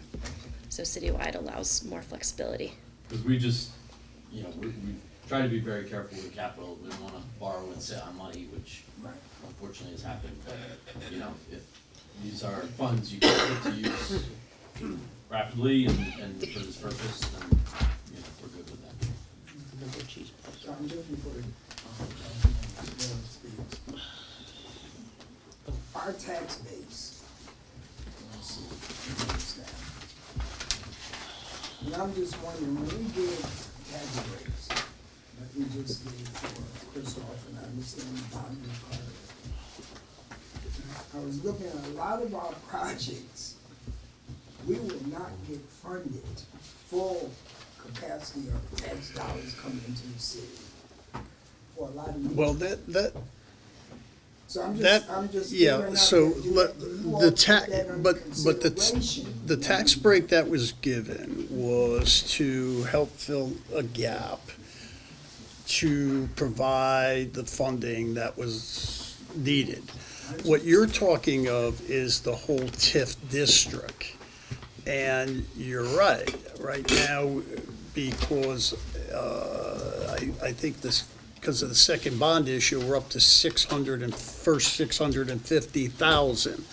Now, as bonds pay down, or as the cash flow increases as this project develops, anything over servicing the bonds on an annual basis comes to the city. So if the cash flow is such that the bonds are X and we wind up with Y, once X is satisfied, that excess cash comes to the city of Bridgeport for taxes. No, I understand that. The question I was asking was, one day we'll eventually be able to be at capacity that everybody's paying their taxes Right. at the level they're supposed to pay it at. So on normal tax incentive programs, the one thing we did was that we never go lower than the amount that they're currently paying on that property.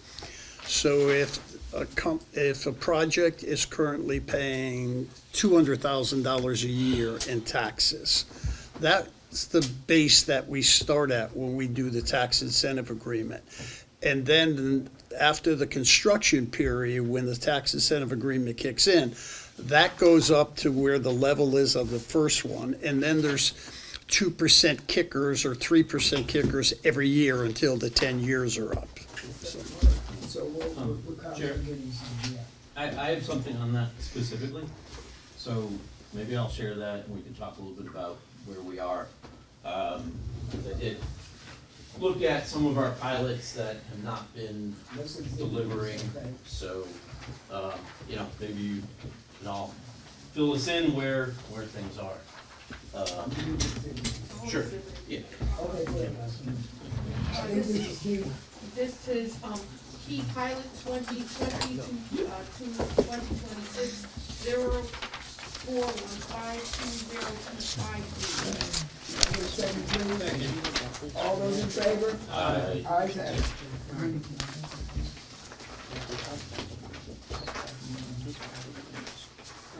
Yeah.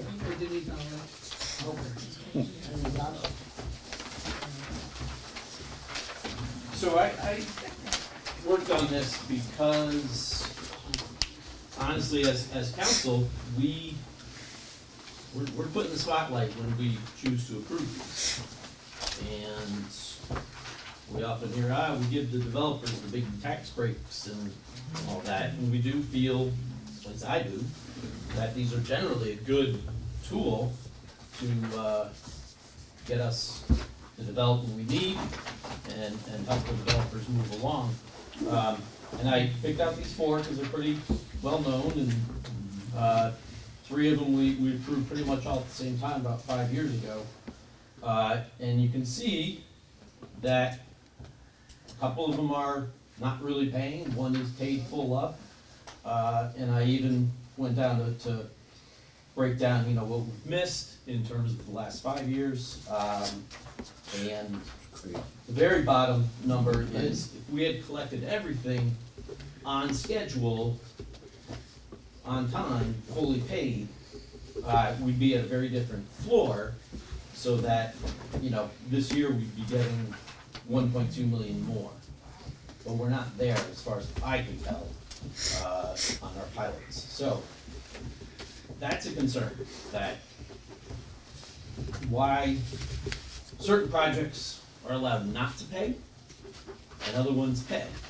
And again, we all see and hear from our constituents, you give these deals away and what do we get? So these are the facts as far as I can figure it out. I'll let, So- one of these people answer. So when the tax incentive agreements are written, they usually get 2 years to construct, and then a year for lease up, and then the payment kicks in. So if you look at the Steel Point apartments, they should be paying their scheduled payment that was there before the tax incentive agreement went in on the land. And that's probably the 23,900. That should be paid. That should not be zero. And then, so for those 3 years, I don't know why the tax assessor hasn't billed them for that particular taxes on the land. Relative to Congress Plaza, that building just got finished. But again, the same thing is they should have been paying their land costs. So I don't know why the tax assessor has not billed these people. They do get billed. If they don't pay, the only choice we have is to terminate the pilot agreement, and you could do that anytime you wish to. So that's up to the discussion we'll have to have. No, but Ken, They get their tax bill each year. I understand that, but even before the pilot kicks in, as I said, we don't reduce the taxes and say, okay, you're paying $23,000, $23,900 on your land right now. We're gonna start you at zero. You stay at the $23,900. So that should be paid each year. I mean, the only possibility, again, we'll have to reconcile, perhaps a payment went into the tax list and didn't go into the pilot account, in the accounting, I just don't know. We'll have to check it out. But if they didn't, I know Civic hasn't paid, as an example, Civic Block.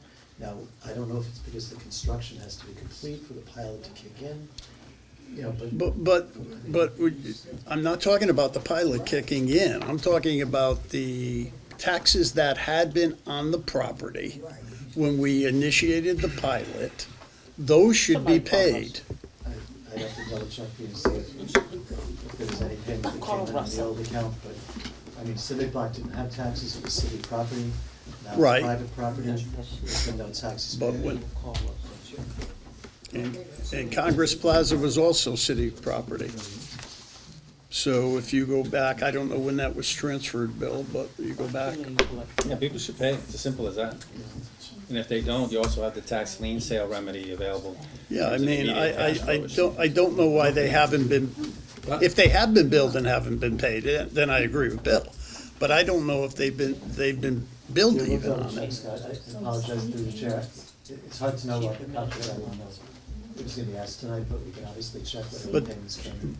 But the way they should work is that for the first 3 years, 2 years of construction, 1 year of lease up, if the taxes on that property have been 100,000, they should be paying 100,000, 100,000, 100,000, and then the first accelerated pilot payment should come in the fourth year, and whatever that number is, and then the fifth year, it should be that number plus a kicker of 2% or 3%, whatever's in the tax incentive agreement, until they reach 10 years of that payment, then they're at full taxes.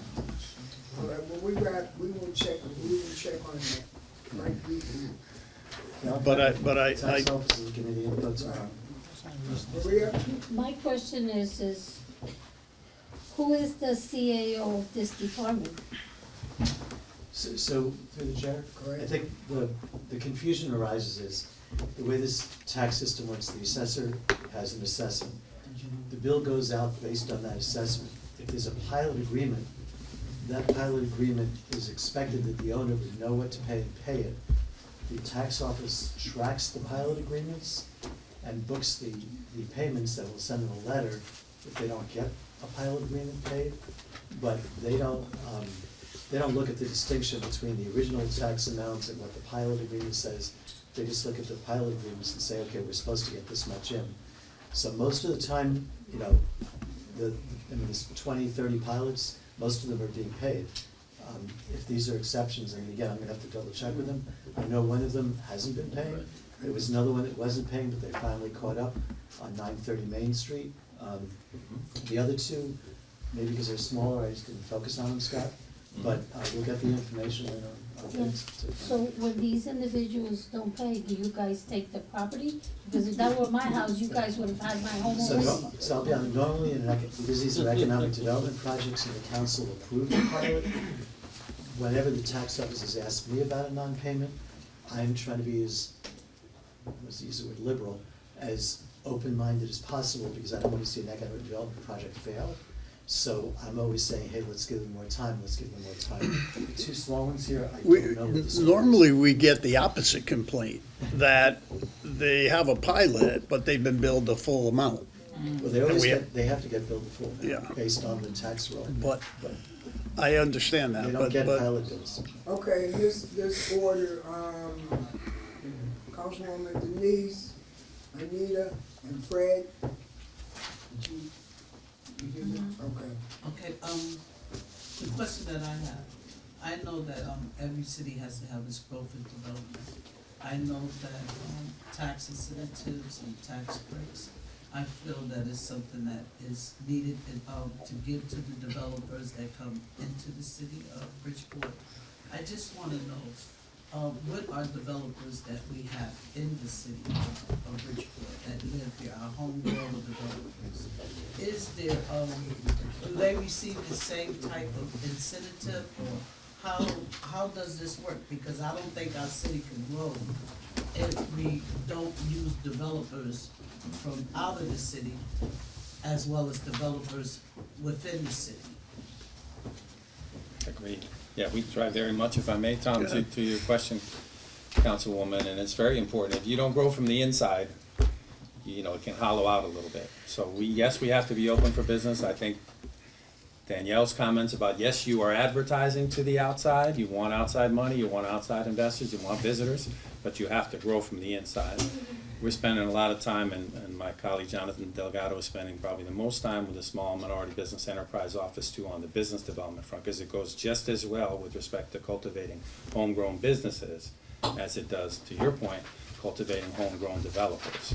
So we try to spend a lot of time. I hope we've come across as a transparent and open office where local developers can come in with council people and you know, chop it up and get the projects to where they need to be. So your point is well taken, and we share that spirit. Yeah, and I just wanna say, one other thing as a comment. I do believe in tax incentives and tax, but I also believe in the city of Bridgeport. And I think with everyone working together and working hard, to help this city to grow and come to the potential that it should be at, that it should be an all-around ball field for everyone. Amen. That's just my comment. Thank you. All set, please? Anita? Okay. Thank you for this information, Scott. I have to say, Ken, and I'm not attacking you on this, but this is very embarrassing to have in front of us as elected officials and not have a response as to why these individuals have not made a payment. Because to my colleague's point, if it was a homeowner, we would have had notices already for foreclosure, immediate action taken. It's unfair to see that businesses are given special privileges to not pay their due diligence after we consider and vote in support of having them come to the city to bring development, and then we get smacked with, I mean, you're looking at 3, 6, I mean, what we have here, we have 2, 4, we have $50,000 for one, 30,000 for another. I mean, Congress Street Apartments, they just paid this year, and this year, we're only 4 months into this year. And then Canfield Park looks like they've been up to par with their payments, so it really looks bad on the city, and it really looks bad on the elected officials that vote on this. You know, just the Joe, all I can say is, you know, the tax office is responsible for collecting taxes. They send letters, they have no ability to go out there and force somebody to pay. If someone doesn't pay, we put them on a list, we could eliminate the pilot agreement, put them on a full tax list, but if they don't pay, as you said, we could sell the lien. That's the only legal recourse we have. You know, the budget for one of these is still at $23,000. I don't know where the $138,000 came from, but the budget still has County Street at $23,000. So I don't have any, I'm not an expert on each, you know, pilot agreement as to when it changes and doesn't. You know, the OPM office compares it with the tax office every year and builds the budget, and they look at those agreements and they only have $23,745 in fiscal '25. So we'll have to reconcile this. I know the answer, but I think you're asking the collector to do something that they don't have any ability to do. If taxpayer doesn't pay, they don't pay. And yes, we could sell the lien. Yes, theoretically we could foreclose, but I don't think anyone wants to see these projects foreclosed, because then the city's gonna have the property back again with nothing to show for it, right? So it's a double-edged sword, but I'll get the information, we'll reconcile it and figure out where it's at. Bill, you can respond. Go ahead, Bill. Yeah, I want to add, there is no leniency for people who don't pay their taxes. I know for a fact the Civic Block had some of its unpaid taxes liened, and they should. So there's no allowance being made for folks who don't pay. The question of foreclosure, Councilman Valle so pointedly put, it would possibly be an option if you were looking at a big tax bill against a home. But even dollars that are on here against a large-scale commercial project, the city wouldn't be in a position to foreclose. We'd be behind 3 or 4 banks, that kind of thing. But, so that's just a practical issue. But we should lien them, and there's no allowance being made for them. To Ken's point, you can't force them to write the check, but if they don't, there's a consequence. If I had seen this, I will make a call tomorrow to Steel Point, and this will be paid. I guarantee you. I will talk to Anthony Stewart tomorrow and find out why those aren't paid. John Getz, the same thing. It's not a case. I would like to find out though why if, from the developers and from the tax department, whether they got any bill, didn't get a bill, we can sort that out, you and I can, but I'll make calls tomorrow and these will all be paid. Fred? Yeah, my question is, if I have a bank loan, right, and I default on that loan, there's a penalty and a consequence. Why isn't it with these developers and the properties here? Why, as us as a city, we can't come up with something, I don't care how much it is, because you borrow 15 million from a bank and you default on that loan on the time you're supposed to pay it, there's a percentage that you gotta pay for that. So why are developers getting away with not paying? I'm seeing $1.2 million here that we haven't collected or we haven't found out where it's at.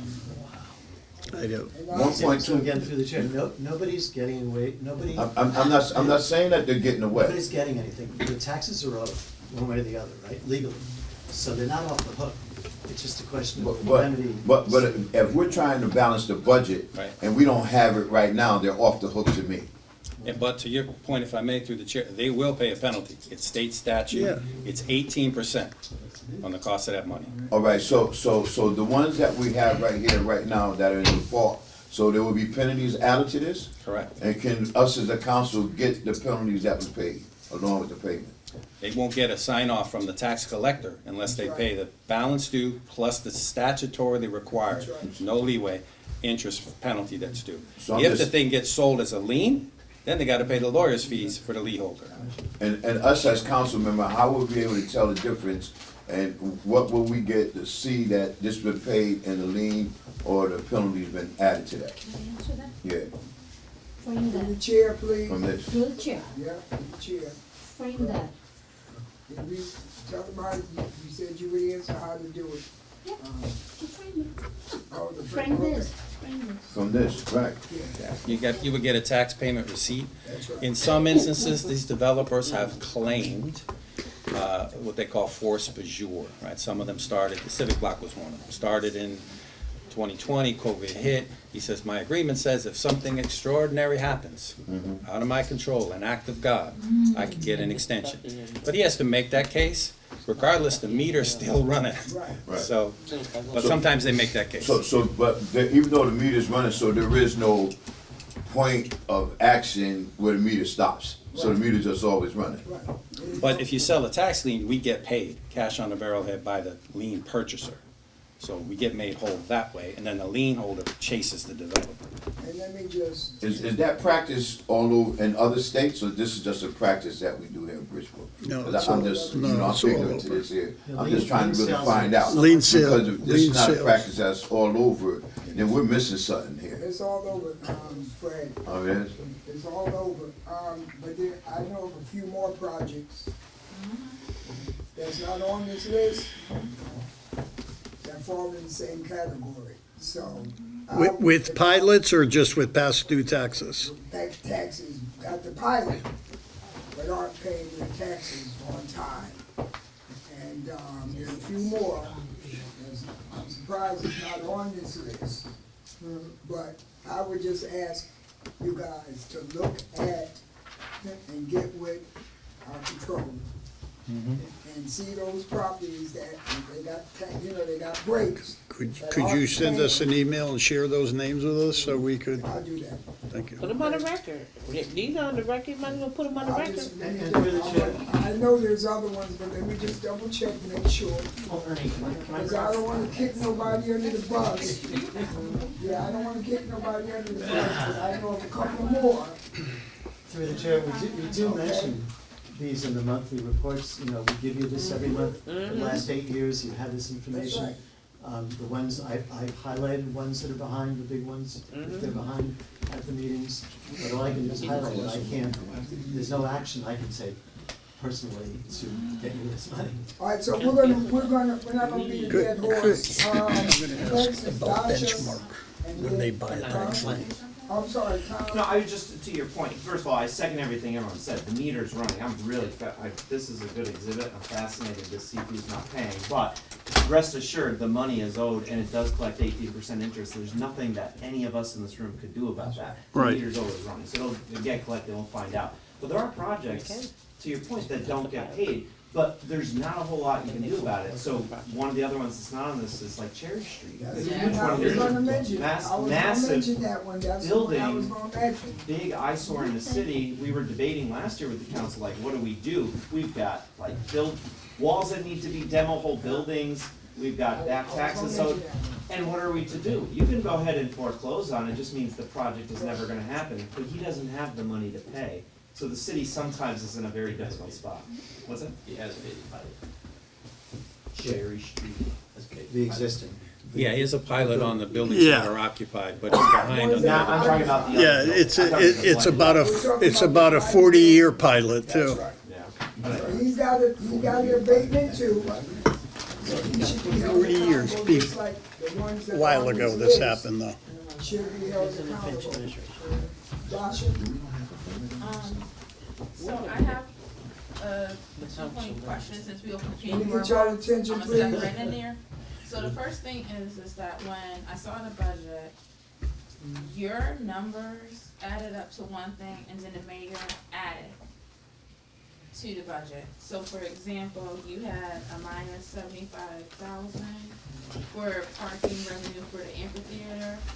And now on the mayor's side of it, he's proposing that we take that minus out. You have the 50,000 for the percentage of tax sales. He put that back in. And so my question is that when you're talking about the budget, when we have to start voting on it, are we voting on the budget that you put down or the budget So that the mayor? what we submitted was there were 3. Can I answer that? Sure. Because so so the negative 75,000 and the negative 50,000, because it's a revenue, gets the credit. So when because I called them about this, when they entered it, they thought that they had to manually input the negative, but when you put a negative against a negative, it creates a positive. So this negative 50,000 should have shown as 50,000. It was a data entry. So I just corrected them to be what they should have been, which was 50,000 and 75. So that's what happened. This happened that we're talking It's about? a good kid. And so, regarding the Pandora box, so as I come in as a freshman council person, I read the affordable housing plan. And so you have several projects that are on there that haven't even started yet. And then we also have these pilots that aren't paying. So my question is that after tonight, looking at what we just saw, just with these, the other 4, and I know Still Point is part of that, I know Still Point had issues. What's gonna be the next step for y'all? Because we have people coming into the city of Bridgeport all the time, and we have no place to house them. We have people that work in Bridgeport that can't afford to live in Bridgeport, and that's not acceptable. So when are we gonna get these vertical housing up? Or are we gonna get a new developer to actually finish the projects? Because they're supposed to be done by 2029. And we got. Which project are you speaking of that should So be you done? have the one over by, on the east side, which is the old school Watersville. Waltersville. That building. You have Still Point, obviously. and Well, that's then under construction right now. There's 2 more, and I can't find my plan, my phone, that were a part of that plan. I can speak to that. We can Okay. show you some of the projects, but we really do want to emphasize that question of affordable housing. That's key. Maybe we could go through some of the projects, if that would help, or you want to stay on this topic? Well, right now, what I want to stick to is the budget and the dollars. Y'all can, if there's a problem on the development of properties, then y'all can have that side, you can show her, but let's stick to the dollars and signs, dollars and cents. That's what we're here to do now. Everything else, y'all can put aside, and we can show you the plans and those kinds of things. Is that okay? I have a question. Okay, let me see who's next. Hold it. Who's next? Come on, Scott. Alright, so obviously we've got a gap here. But again, this isn't the first time I've raised the issue of pilots. You know, Nestor and I would talk about these. We know we've had some zeros. Bill and I have had a conversation about if there's non-payment, then, you know, we can close and put them right on the full tax roll. So my question is, who's in charge? I mean, this comes out of OPED. The council backed all these. We put our name on there. So who's in charge? So through the chair, I know it's a public meeting, would have loved to have gotten this discussed prior to the meeting, but given that it's just been popped out, you know, we're talking right now about 3 properties, right? The first one's fully paid. We're talking about $34,000 a year in the Civic Lot and $23,000 a year in Steel Point. That is $60,000 a year. Everything else, in terms of, you know, per year, that's the impact we're talking about, not $1 million per year. Number one. Yes, per year. This is a 5-year. This year, if we were all paid up, we'd be getting 1.2 more this year. No, this year. I understand, but I'm talking about next year's budget. So per year. Well, we're a talking million. about 50,000. Congress Street appears to be paying this year. I don't know if the second payment has come in or not. I'd appreciate if I have a day to talk to the tax office, reconcile, and, you know, give you an update. But we're not gonna be able to put $1 million in the next budget because these numbers don't add up to $1 million in the next budget. Okay, listen, Bill is going, listen, hold on one second, hold on one second. So the numbers, Ken, you're saying where do they come from? They came from the agreements that we approved. So if you look at Congress Street, for example, in 2020, they were supposed to start with 23,000, and by 23 ramp up to 138. So that's where the numbers come from. No, I understand, but I don't know the kick-in dates and. But I'm saying those are the dates. That's what we agreed. Assuming construction was finished. All right, No, y'all, those are the dates. y'all listen up, listen up, listen up. You made your points on the pilots that aren't paid. Tom said he would be on the phone in the morning, calling these developers to find out why they're not paying. So we're not gonna beat a dead horse. We're gonna move on. Councilwoman Martinez and Fred, and we're moving on unless Council President got something to say. I just have a question for Tom. 1057 Connecticut Avenue rent, is that where the Board of Education station's at, or no? No, that's a billboard, I believe. Oh, a billboard. Yeah. Oh, so it. We don't have anything with the Board of Education. Oh, so, I'm sorry, I should have not inquired about that, you're right. So, there's no, budget for 2025, 26, so is that ending? I mean, no Or, revenue. wait a minute, that Connecticut revenue. Avenue is the building that somebody was renting on an interim basis, I Right, we believe. had to empty it out because We had there to were empty it. environmental issues. Yeah, Oh, okay. so that's why that it one's, doesn't yeah, show because there is a revenue. billboard Oh, there okay. too. But, yeah, that was an interim rental. And because of environmental issues with the property, we had to get them out of there. It's one of those properties that fell in our hands via a foreclosure and an abandonment, and there were people in the building, so we managed them and got them out to better places. And then the building zeroed out, we gotta work with you to redevelop it. Okay, and then through the chair, I just have just 2 questions regarding the revenue. So I see the parking revenue for the state, for 2023 it was 78,554, then 2024 is 0, now 2025 it's 50,000. And then we have the parking revenue amphitheater for 2023 was 0, 2024 was 0, and then 2025 was 85,000. So. So why were those? So I'm waiting, and I've had Ken call also, and we billed the state for the parking that's utilized by the amphitheater and the arena. And right now, the state owes us $107,205 for the amphitheater and $62,442 for the arena. We have been trying to collect this money since October 15th, I believe. We have Nice guy, keep saying. Next month we're getting it. email chains all over the place. We cannot get them to respond. I reached out to Ken. Ken was gonna try to call OPM up there to see if they can shake this loose.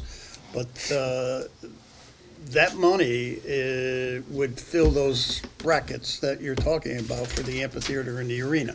Now, the arena, I think we have it on the budget, they may have paid about 41,000, but there's 62,442 that we're waiting on from the state of Connecticut, Department of Transportation. May I, through the chair, to our CAO, why is our city attorney's office not taking initiative to this?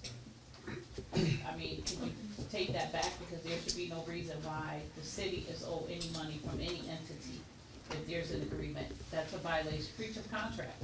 I mean, we breach contracts of everybody else, so we need to stay on point. I mean, I'm saying all that to say, this is really an embarrassment to the elected officials that vote on this, and it doesn't look good on us. It really doesn't. We are supposed to be staying focused on pushing the city forward, and seeing stuff like this is really bad. And when you have department heads that are pushing to get things in and are pushing to get the revenue that is supposed to be here in the city, perhaps we wouldn't even be having to worry about the federal government cutting funds if we were doing what we had to do with collecting the funds that are owed right in-house in the city of Bridgeport. Thank you. You're welcome. Fred, did you have something? Yeah, I just wanna know with the sound stage, right? Where's the sound side? Where's the revenue for that? Can you tell me? I don't see it on there. That goes right to the general fund. So there was $407,000 wired to the city of Bridgeport for that. It's a separate, through the chair, separate budget line, it's not part of the pilots. It's not part of it. But it is in the monthly report. And I was Yeah, for, it's in our monthly reports. Where? Tell them where it's at. Oh, geez. Isn't it the percent of sales? Isn't that part of it? No, sound on sound. It's in, I think, actually think this is it. If you wanna move on to a question, let me just find it, I'll give you the option. Okay. please do. All right, he's gonna tell us where it's at, okay? Council President, did you? Yeah, I do. It's, Scott, thank you for the sheet. It is our responsibility as the council. We do get the monthly financials, so we do know. And I do wanna say that, there really has not been a system created of accountability regarding these non-payments, right? Because Ken is responsible for so much. We approved these deals, so, some, between OPED and collections, which you're still working with these developers through and through on different things, and we bend over backwards for them, and we continually help them, and we go above and beyond. Because some of the same council people who are upset about this we supported the city helping the civic block get some extra money. We did that for him. We pushed for him to help get the state money. We've also pushed for Steel Point. We worked really hard to ensure a lot of these projects get done. We've helped, Cherry Street Golf time and time again. It is our responsibility, but we are not the staff. That's right. And because we are not the staff, we don't have the bandwidth as electeds. So when we come and say, and Scott says, or Anita says, or anybody says, why are these guys not paying? We need action. And that in essence needs to be an actionable item. It should never be that that it's not happening. So my point to that is that there either has to begin to be a real detailed report outside of the monthly, but we get the monthly. But if we ask if somebody's not paying, we need to know within 90 days that they need to pay, because then we need to start reviewing that, and we need to create that policy. And what's going to happen is, to OPED, is you're going to be frustrated with us. Because then it seems like we're micromanaging your projects, we're micromanaging. Just like when the council gave the Office of Economic Development the ability to negotiate these tax incentives without coming to us. Remember, we passed those 2 resolutions?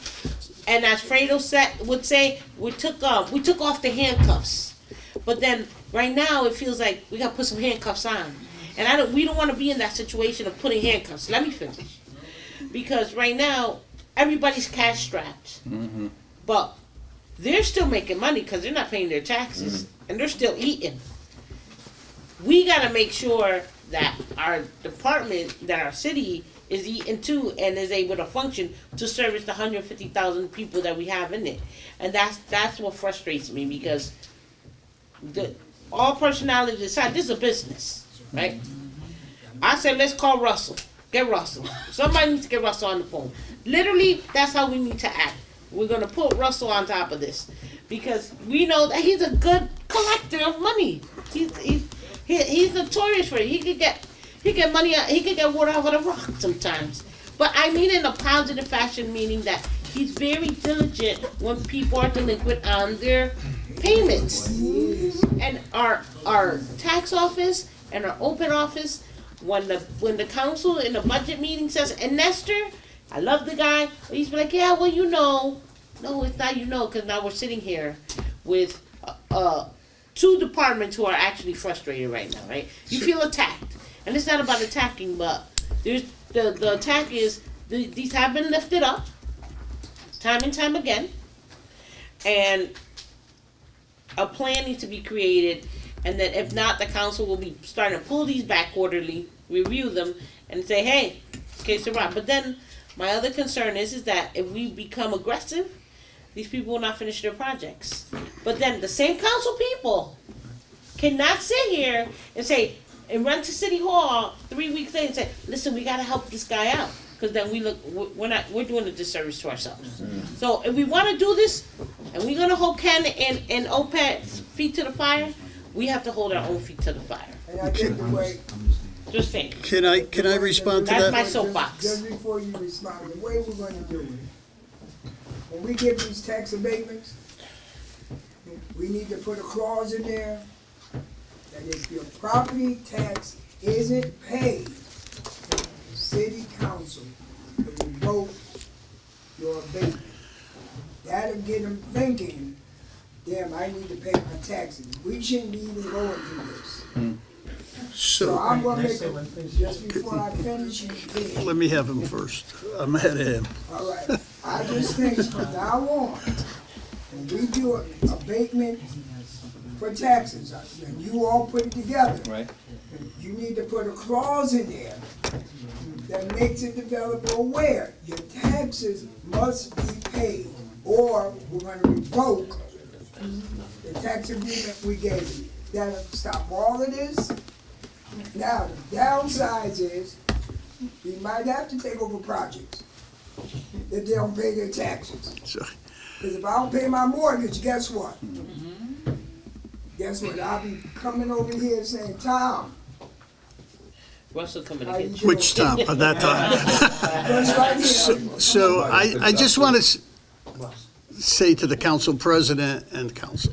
So the way the process works now is a developer comes into us. They bring in their project. They bring in their financials. We look at them. They say, okay, our cost of building this is X, and our rental projections are Y.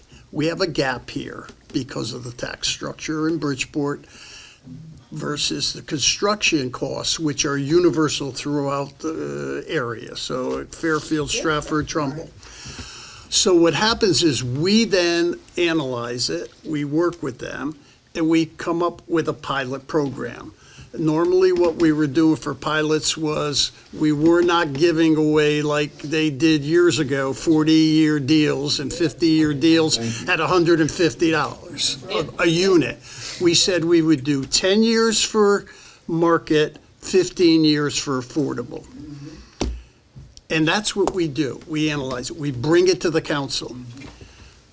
Once that's done, I had no idea till Scott passed this out that anybody was past due on their wait, because we don't track them. The tax department is the one that bills them. So if there was a system that on a pilot where the tax department says, hey, OPED, we haven't received this payment, we could chase it down. But we have no idea. I got you, okay, come on. Okay, through the chair, last thing I'll say, and I appreciate your artism, so I'm not gonna make it worse. But I'm just asking you one more time, please don't walk away from this meeting assuming that this is correct. Because what Chair did, which is great, is to put a schedule together based on monthly reports. For all I know, the tax office has these payments for the last 3 years for all 3 of these vendors, but it was booked in the tax account and not in the right object in the UNIS system. I just don't know because I wasn't asked to look. So I'm asking you, before you assume the worst, which we all are, give us a day or two to look at the records, because perhaps these poor people have paid, and I don't know tonight, I can't All tell right, you. so we're gonna let And you then do the that. last thing is, Let you do that. so you understand the system from our point of view? The reason the tax office cannot bill a pilot bill is because the tax office has to issue the taxes as they are in the system based on the assessment. The fact that there's a council pilot is not the tax amount that is legally due without the pilot. If they send out a tax bill saying you're only owed $23,000, the person will never have to pay the full tax amount again that they would have had to pay if there was no pilot. So they can only send out the tax bill that's generated by the tax system based on the full valuation. It's up to the property owner to look at their pilot and make the lower payment. And Ms. Martinez, no names, the tax office has a schedule that they keep to see those payments, but they cannot send, sorry, married now anyway, they cannot send out the lower bills because it would imply they don't have to make the bigger payment if they don't make the lower payment. And I agree with what the other chair said about if the right to break the pilot. I think we have that, but I'll double check that. If it's not, we should put it in Well, agreements. just But do give us through 2 the chair days really so we can quickly. really get this clarified. I wanna say that we do know why people don't pay their taxes on these pilots, cause they can't get a building permit and we have to waive their liens, their bills or whatever. So there is a way, cause anybody else who has a lien. So if this is what needs to happen then. But I have a You need feeling to- a few of these may have been paid because the only ones she's told I'm me- just saying There's only 2 that I've there heard is a about way. Where there's a that are will, not there's a way. paid, and they're not, and only one of them is on here. So I Just don't- like when you pay the minimum required amount when you pay your light bill, when your lights get cut off. I pay But what $50 to turn on my lights, I gotta make sure I pay the What I'm trying to $150 say in the next next way payment. is, I asked the tax office. That's exactly how it goes. About every All 6 right, months, come I on, asked come the on. tax office who's behind, and I only had 2 names. Right. Two of these vendors, and 2 of these were not on there, so maybe they paid and booked in the All wrong I'm saying, place, and I Ken, don't all know. I'm saying is that when the council asks a question, when we see it in the financial, somebody has to pull the trigger on investigating. And we have continued conversations with these developers on their projects, because one of them has come back, 2 of them have come back for assistance on their existing projects. So there is a place where the Office of Economic Development is still maintaining civil discourse with the developer on continuation of a project. So somebody, if your people ain't making the phone calls and they're still coming to City Hall for assistance on other things, then somebody's gotta say, hey, by the way, the council was checking on this. Somebody's got, we already pulled the red flag when we asked at the monthly financial. That is the trigger to push it up to somebody else. That's all that Scott is saying. I'll check it, but 2 of these were never asked about, Thank and the others, we've called. That's all we're asking. We're gonna have this. I will get the Simple information. request. Martinez, and then we'll wrap it up. With Frank, come on, Councilwoman. I just wanna say that, Scott, Councilman Scott Burns is very anal about stuff. Very diligent. And he does his work, and he does it well. So, I mean, Ken, let's be realistic here, and I'm not coming for you, but I just want you to wake up. We're talking about 5 years, 4 years, 2 years. There can't be an era in the tax office that bad that they apply the payment to something else or whatever. Because you know what? That reflects you. You're overseeing that department. So I wouldn't be trying to butter fair up, enough. right? I wouldn't try to butter this platter up because the platter doesn't deserve to be buttered. I'm just asking you to give me I time know, to we're get gonna the give info you that I some should have time. had already. I know, but with all due respect to Scott, I have to say, Scott and Maria Pereira, they dig, and they get their homework done. So I just wanted to put that on the record. Well, the good thing is, we say this to, Bill, can you keep track on your developers, make sure their taxes are paid, please? Since y'all have Sure. more dealing with them than we do. You know, y'all put I the will, package together. I will make these phone calls tomorrow morning. Tell them they I stay call in- them now, but they get upset with me. Well, let them know, listen, let them know in the clause, they stand to lose their baby. Attorney, I think, our, OPM director wanted to, respond to a question. Oh, Frank, I'm sorry. Oh, yeah, no problem. It's just page 294 of the budget book is where the sound on sound Oh, where'd revenue is Fred go? booked. And it's, under Seaside Park rental, Fred. object 41676. Answering your question. 41667? 294, sound side, answering your question. Sound stage. Page Can you repeat it, Frank, for 294. Councilman Hadas? Yeah, so page 294, object 41676, it's on the revenue section, it's the third line from the bottom of the revenue. Right here. Seaside Park rental, and that is the sound on sound revenue. 45. Yes. Well, that was the actual for 2020, it's budgeted at 44. Okay. So the projection is, I put it down in this year. See, that's what I'm saying, when we have to jump around looking for stuff, we just need to try to keep it all together. Need a That's the only thing computer, Ernie. That's the only thing I had against Nestor, was Nestor would move, I would have to turn, I'm on page 9. He says, flip the page, 400 and something, that doesn't make sense. Everything should be together, Ah, okay. okay? Thank you. Thank you, Frank. Through the chair, Right there. Frank, could you just go through the revenue projections for OPED, just finish that up?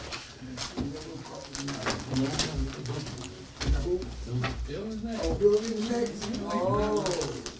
Can't forget our big one. Look. What happened to the slide deck that you showed, Bill? We're waiting on you, we're waiting on the, when it pleases the chair. All right, go ahead, Frank. So, we're on page 326.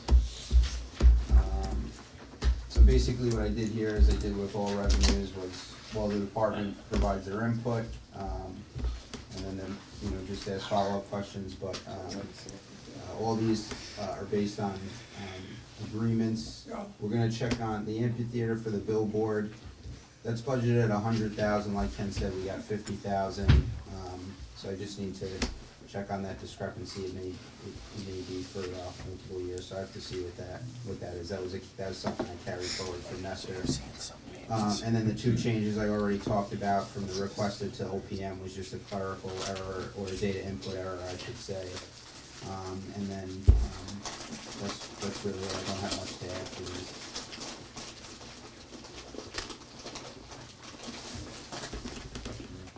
Go right ahead. And again, I think we've asked this before, but we'll ask again.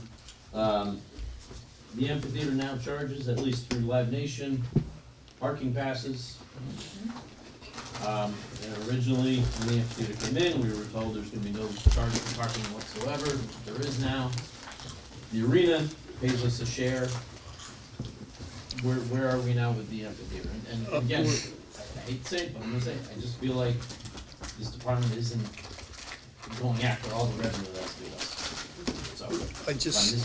So, I think I just said that we have 106,000 coming from the state that's dedicated to the amphitheater that paid for parking in the arena, in the garage. That's the garage. Yeah, I'm not talking about garage, I'm talking about the open air. well, they did an analysis, and Ken can show you, if we would rather get 30% of the few spots that they have, we'll lose money compared to the other. Why would we lose money? Because, oh, you want both. You want him to pay It's our for, property. we're supposed, Using it. in the garage. He pays the operation expenses also, where the arena does not. So he's paying all the operation, and we're netting the $5 per car. You're talking So- about the garage. In the garage, he pays the state a monthly fee, because we don't have enough spaces in the surface lot. So he pays them a monthly fee for the number of cars that are there, plus he pays all their operational expenses. So, So let me just follow up. So are you saying that the amphitheater parking lot, city-owned property? they can't accommodate all of the traffic, so. So the ones that they can accommodate, do they pay? Yes or no? The ones that The they majority, accommodate- he has a small section for VIP. He does. However, he gets many more cars that go into the garage. And we make out better by getting that payment. Then getting the payment, that's the lot itself? Right. No, Okay. I'm confused, because on the surface lots, you get at least you get about 8, 9, how many, you get at least 8 rows of double. And across the street. And across the street, you don't get, in the big lot, in the garage, you don't get that, it doesn't have. I could tell you the number of cars. We get reports from the So state what- DOT my on other- the number my of other cars that question go is, in there. When was this arrangement made? Before before we went into contract about the revenues for the amphitheater lots, parking, or after? Because if that was it, we should have been made aware of that arrangement, that he's paying the operational costs and paying the state. Because is the state not paying us? Because they No, think. The state does Because they think not he's paying pay us us. on the lot, The on the state surface does, lots? the state does not pay us for any of the operational expenses. For the arena, we need to, the way the agreement is, we need to deduct So- the operational expenses. So my question is, when did the amphitheater go into contract with the state to pay the state directly? Was it before our contract was done or after our contract was done? It was- Because my question is, he's paying their operational costs, but this is the first time I've ever heard that he's paying the operational costs for that building. He's paying For the lot. he's paying For the that entity. operational costs for that night. Uh-huh. For and then the number of cars that go into that parking garage. So if the surface lots can accommodate 800, 900 cars, and he has 6,500 people at a sold-out event, we can't provide him all of the parking, so he goes into the surface, or into the parking garage. So he pays for each car that goes in there, plus they charge him an operational fee. So we get $5 per car that goes in there. We split the cars with the parking garage. So you're telling us it's cheap, we're making out better than if we take the you said 900 cars in the 2 lots, then we're making out. But he doesn't charge for 900 cars in the surface lots. He only charges for the VIP section. That's not true. The surface lot you pay for. That's not true. 'Cause I pay for the surface lot. You shouldn't be paying for the surface lots, then, I've driven into it, and they said earn you $20. well, then those are people that are stealing from him. Well, I don't. Because he does not. So you mean, I'm confused now. You're telling me That the unless you amphitheater- pay for VIP, That's a you different you lot. do not get charged. You should a not be different- getting charged No. on the surface Now, lots. here's what I'm saying. That's a different lot. Let me finish. That's a different lot where the VIPs park. The lots that we're talking about is the 2 lots right next to one another. You're telling me that people are making people pay for parking and he doesn't know nothing about it? Come on. He should, well, why don't we set up a meeting with him? We have a constituent right there who just shook her head yes. Have you paid at the service line before? Well, I know, I pay. I paid $40 to park in there. That's right.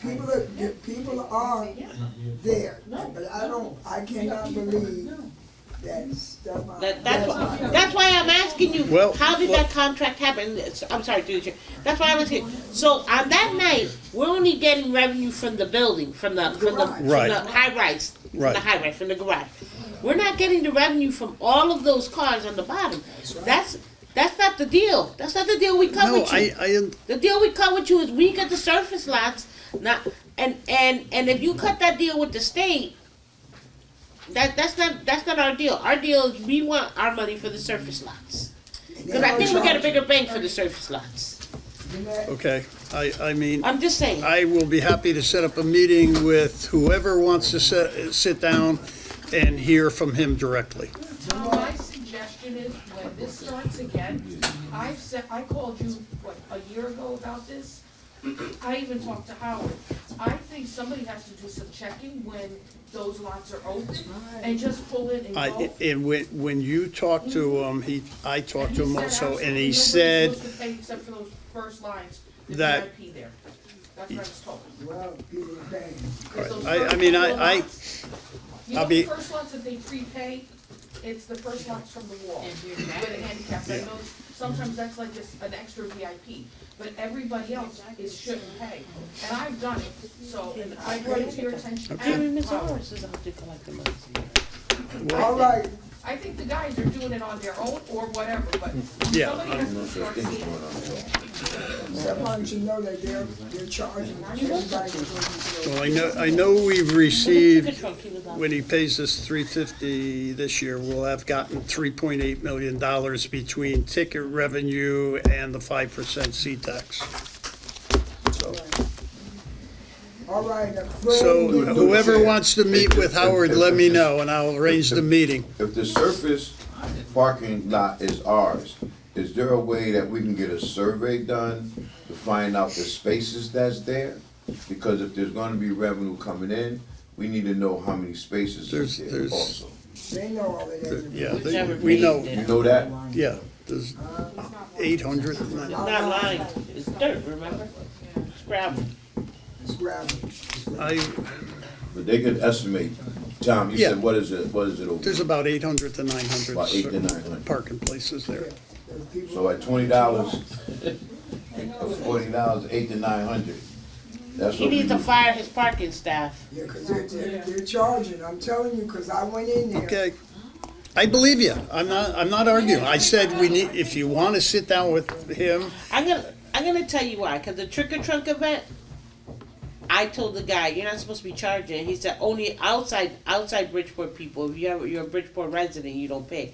I said this is a free event. He didn't tell me that. I don't know what trick or trunk. The one he had the Halloween event at this year. All right, so let's, houses, we got yeah, one more, houses. we got one more to do. All right, please call the landlords that owe us money. The developers, I'll And call. please set up the meeting with Howard. Yep. Because he could tell us, you know, but they tried to charge me, but I parked on the street. Because I'd rather walk, I'm not giving them the jack, so. All right, next. Did you pay the meter, Ernie? The meter's there, he knows where. You got jokes, eh? Mr. Chairman, if I may, since the night is getting long and, you had a well, we all are concerned about your health and well-being and rest. You're living off of gummy bears, at least there's some Pellegrino water in the mix, but. Well, y'all didn't treat us to dinner, hello. And I know you wanted to talk about the building department revenue situation. If you wanted to talk about that, we can save the slides for a project discussion. I'll just add, Waltersville School is financed.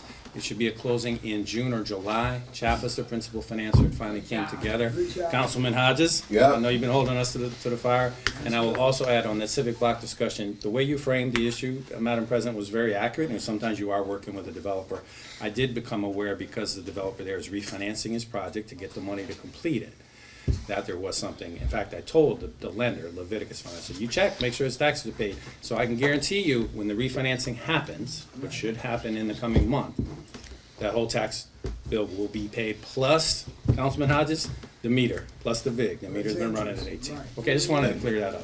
But if it pleases the chair, if you wish to discuss Poor Arvin revenues, is you can. going to sleep over there. That's okay, it's okay. 8:30. We volunteered. No, We volunteered. one more thing. Since we're cutting the OPED discussion short, I'd like to receive in an email the following information.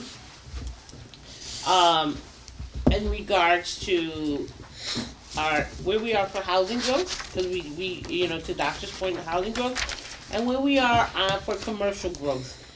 Because we are growing, and I'm gonna say this, and I was looking for it, and I was talking to Scott yesterday or the other day, about 10 years ago when we were first council members, and I was looking for my minutes, unless my husband threw them in the garbage.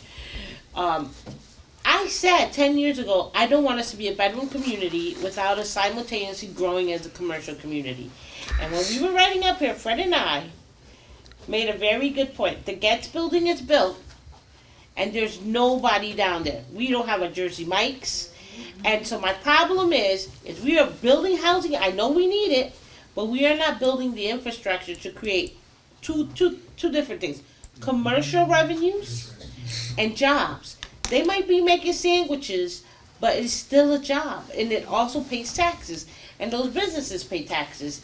And if we're not going to trade shows, we're not building both at the same time. I went Sunday, instead of going, because we didn't want to go to test those, neither did we want to go to Ralph and Richie's. We ended up having dinner at Shelton. And there's not really a lot of choices. It was either Avicella, my sister, one doesn't like it. We don't have a lot of options.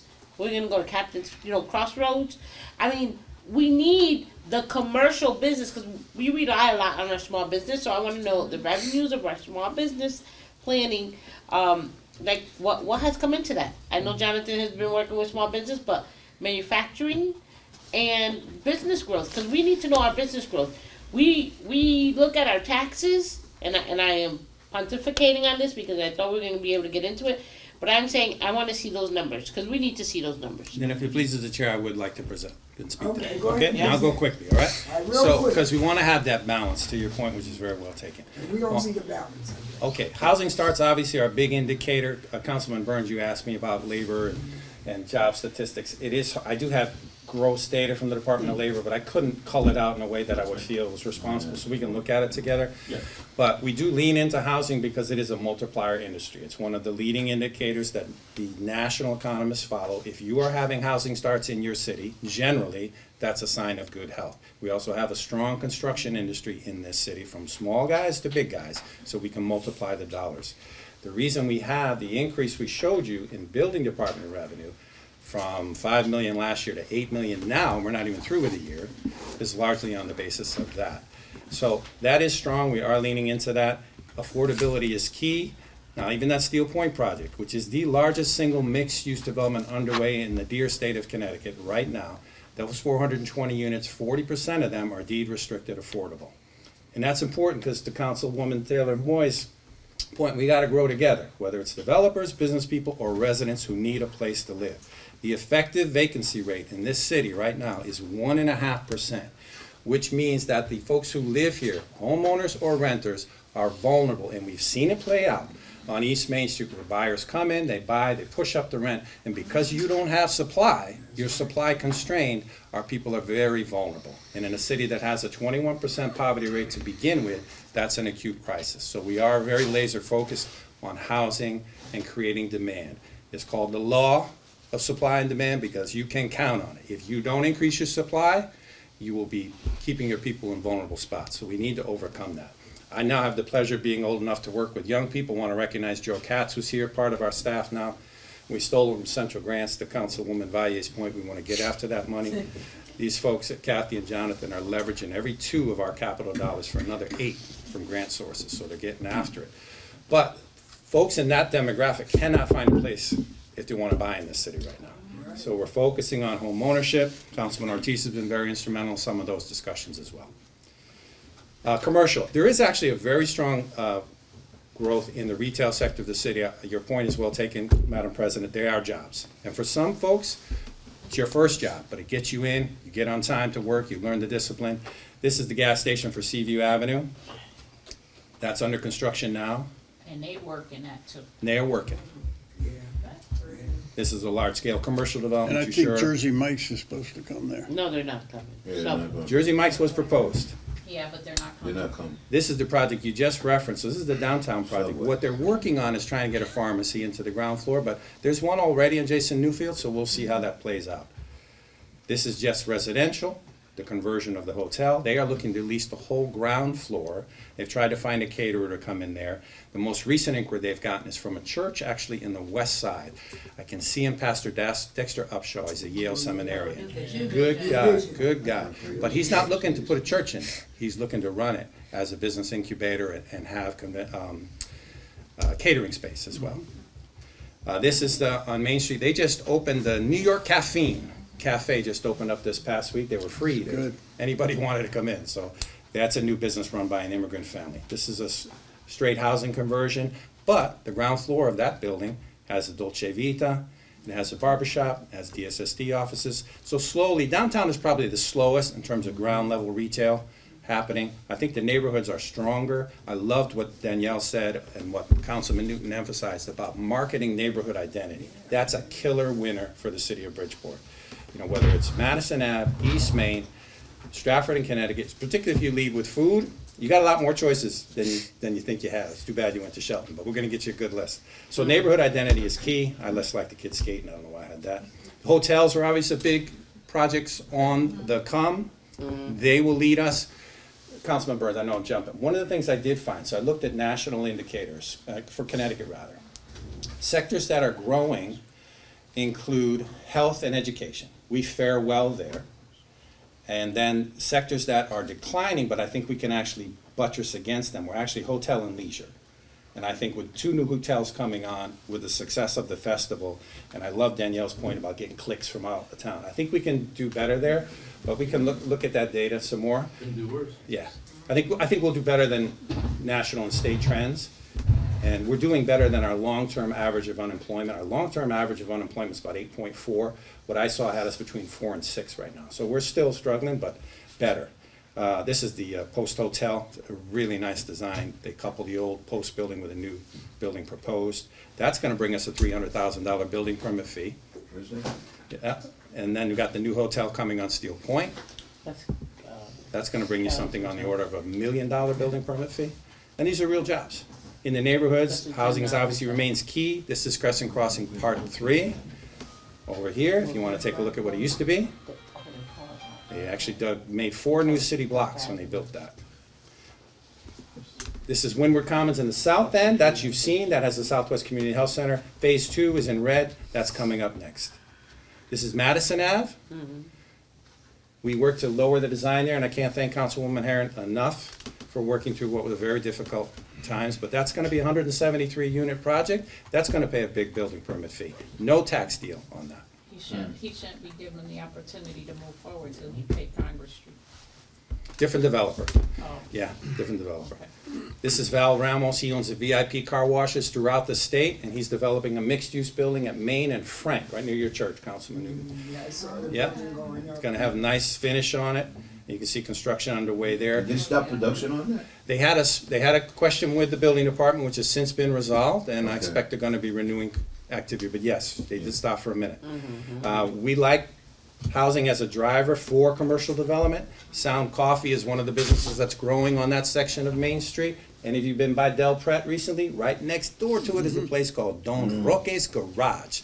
Mexican family, cool diner, fun place to go instead of Shelton. And Sound Coffee not only growing on Main Street. I go to Sound Coffee. All right, now selling into the amphitheater and the arena, cross-marketing, and I think they bought a place in Black Rock. They did. They bought Yes. So one of the things you do see in the small business story of Bridgeport is you see repeat offenders. You see repeat customers, right? Paul Brown opened Grill 2.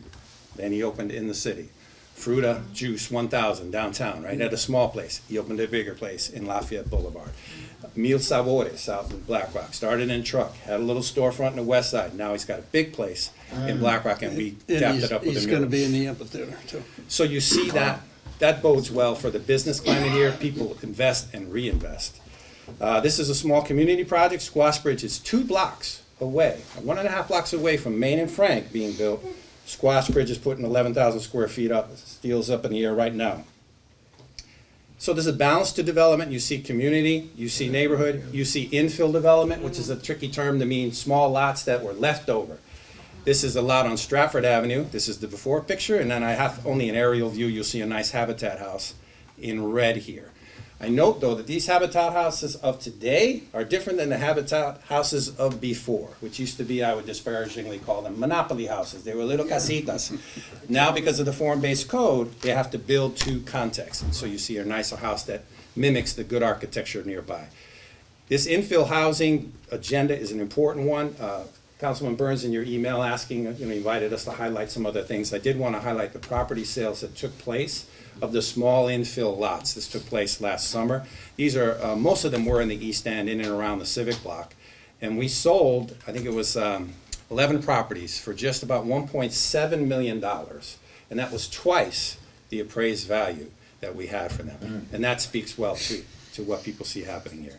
A couple other, the larger projects up in the Mill Hill area, you'll see 2 facilities that were vacant for many years. Can you go back to that? I have a question. Why were there 3 for sealed bids and then the rest were auctioned?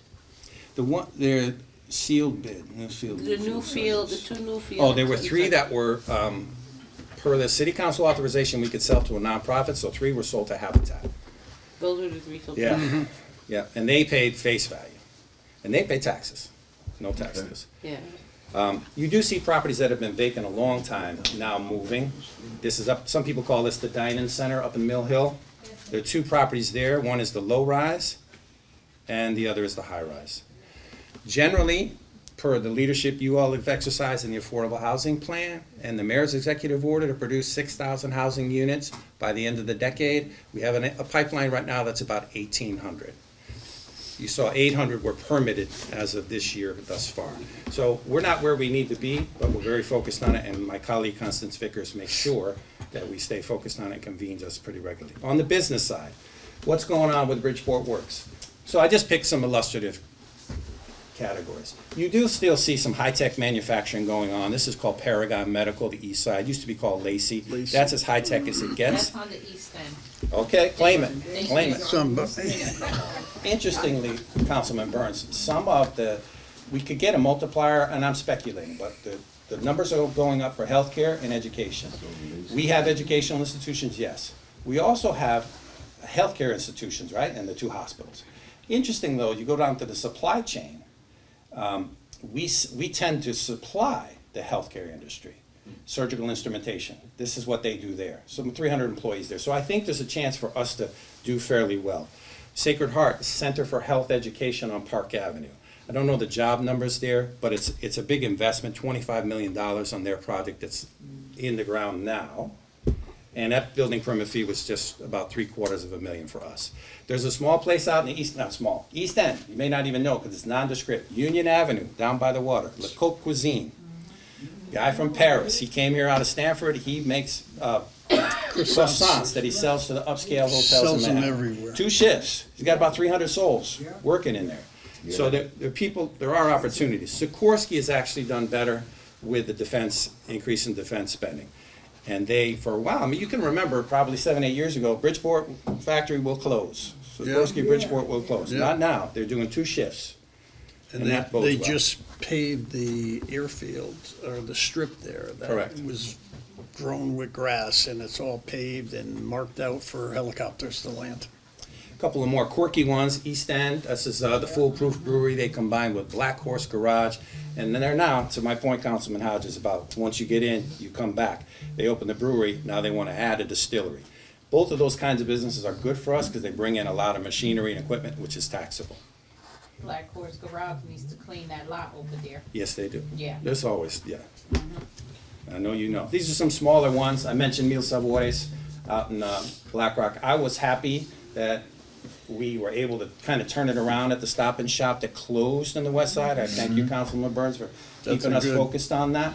And Food Bazaar has come in, not their first, not their second, their 3rd store in Bridgeport. They're doing it really well. You see businesses do this over and over again. We're catching a little social media buzz. I follow this young person who's not as young as he looks in that picture, but the foodies are all about Bridgeport. And if we lean into neighborhood identity and foodies, we can really market the city even more. So you got Veganish, which is downtown. Yeah, I go there all the time. It's real good, right? Another good return story, Collins Medical. They were for many years out in Black Rock as an institution. They left, coming back. So I think these are indicators, and I don't mean to overstate it, these are anecdotes, but we are drawing in a different class of business. I just put 29, because if folks know it, I can't afford it. But if you know 29 Mark LaCourt, they're drawing people from everywhere.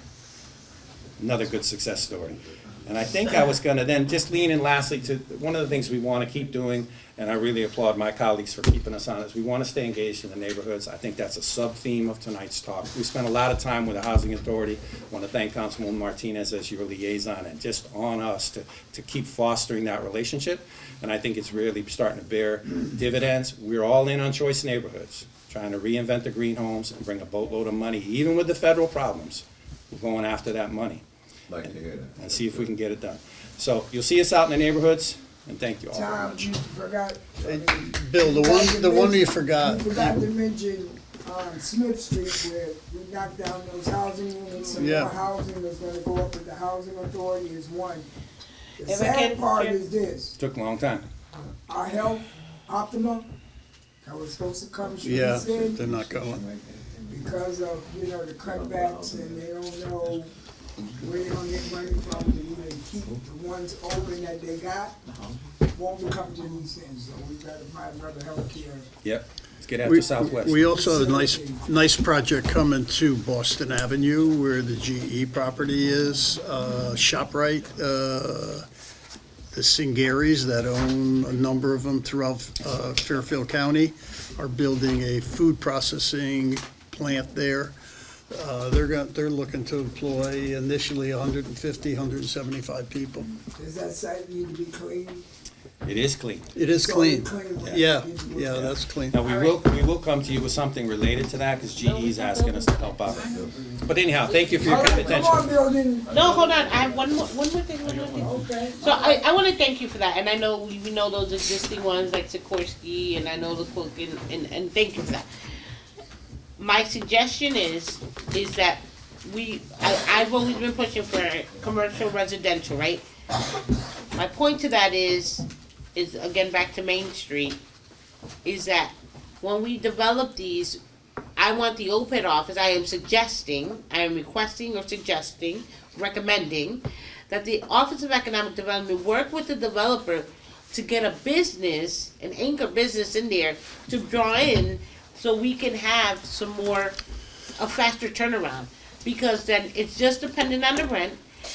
It starts to turn over, like we're seeing right there on the corner, if the old State building where Jim Hines' office used to be, right there on the corner, Lafayette and State. That corner deli, that's an urgency, that's a hot spot for a business that constantly turns over. I mean, I told you, Bill, I was in Old San Juan and there's a Burger King in that historic building, so Right.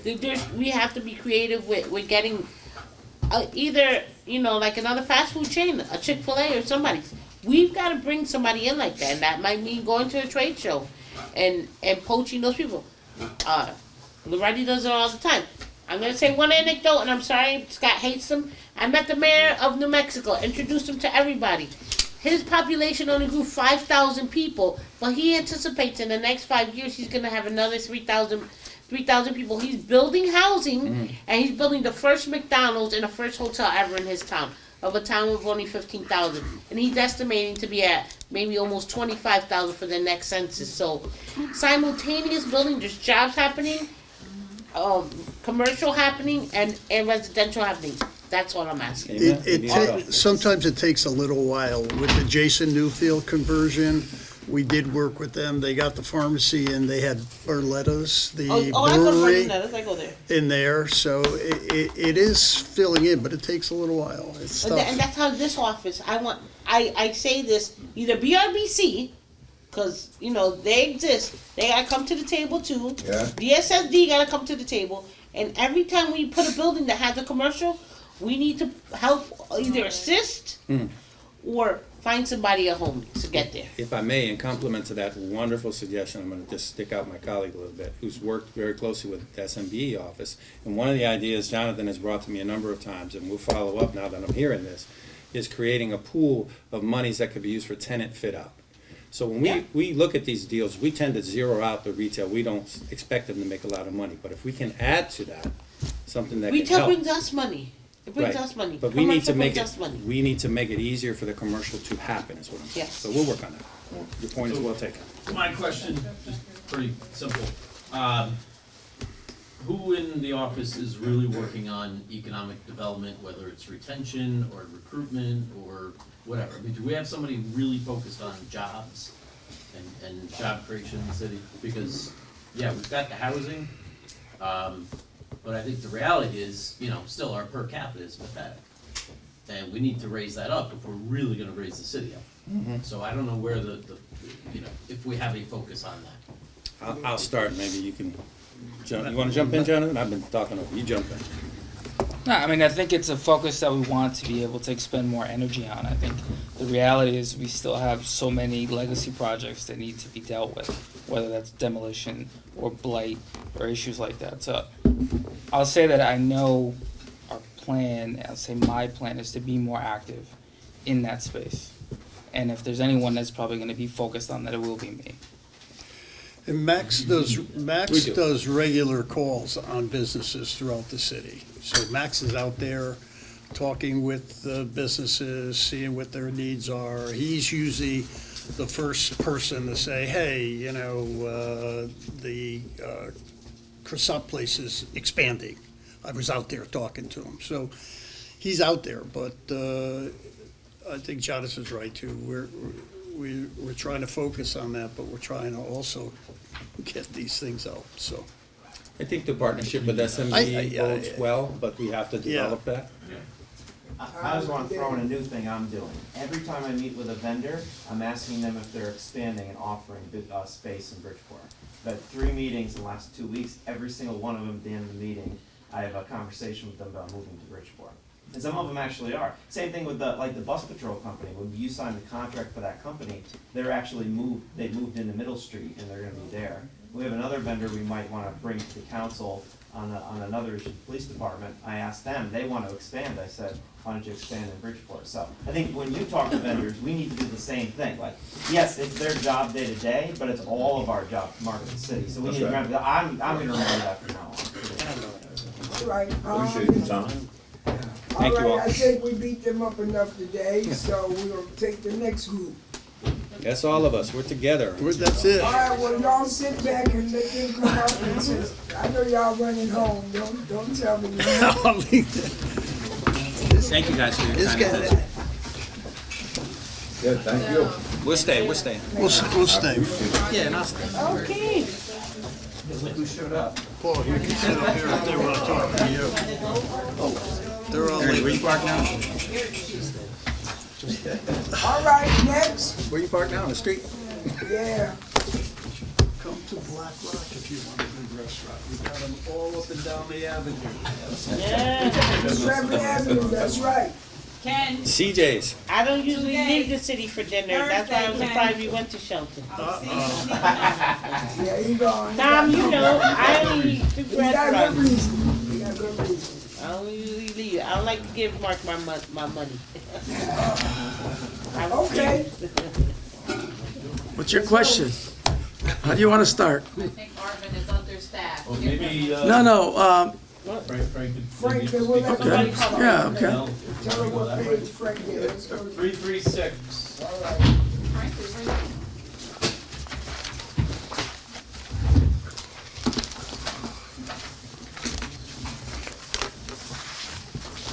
We got chocolate chips. They got walnuts in it. Give me that. Go get the potato chips. Where's the chip at? Hang on. Yeah, so for, Go get them. I need a garlic. I need a garlic. Go get them. All right. so, That's what I did. this budget, we went That's over what the I did. revenue already, and How's he doing? they discussed the increase in revenue. Go ahead. So that's that. On the expense side, you can see there's about a $284,000 increase. Pretty much half of that is on salaries, and the other half is related to fringe benefits. On the personnel summary page, there are no changes marked with asterisk, so many of these changes are contractual increase related. So I really don't have much else on it besides that. As I said before, if there's ever a department that could use more help, it's the building department. And I think that we get a bad rap that it takes so long for people to get permits and go through those kind of things.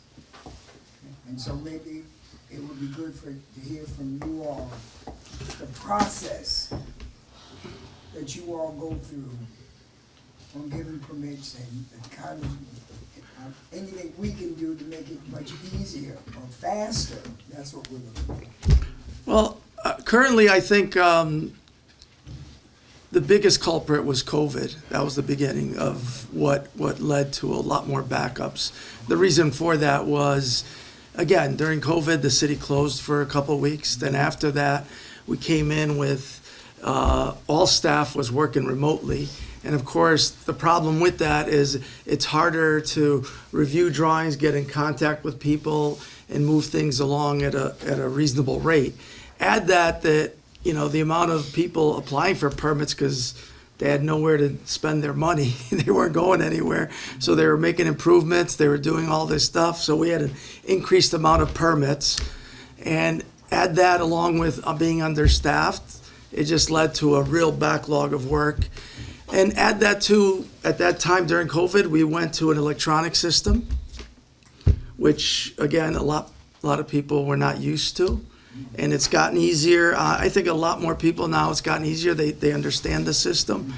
But again, the biggest thing, again, there was, the old system was you took your drawings and you started at one end of the building, and you started with the zoning department. And if you had to go to a hearing, you stayed in the zoning department for a month or 2 months. And then you got your approval. Then maybe you went to engineering. Then you stayed in engineering for a couple of weeks until you get their approval. And then you went to fire and you were there for a month. And I think people have forgotten that. I think now they apply for a permit in our office today, not knowing that 4, 5, 6 departments have to do their approvals in an order. So I think part of that is that. I do think now we are almost fully staffed. Unfortunately, I have 2 new staff members that are inexperienced, so it's going to take them a while to get to a point where their job is flowing well enough to get up. But I do think by the end of summer, we should be back to where we were right before COVID, because now I'm fully staffed, and unless something happens where I lose all my staff, or we have people who quit or retire, then I can't foresee that happening. But I think by the end of summer, we should be well in a good position. Is there any way that we can streamline? You made a good point. Once it comes to you, it goes to engineering, then it goes over here to this place, that. How do we streamline? Well, unfortunately, some things can't be streamlined because there are statutory requirements. Fire marshal has to review it. We have to review it. You have local zoning requirements. Zoning has to review it. You have local requirements for engineering. So again, a lot of times, I can't really start a review because if they never get through zoning, why would I waste man time? Why would I waste manpower? So we really don't put a job in our queue until zoning and engineering have approved it.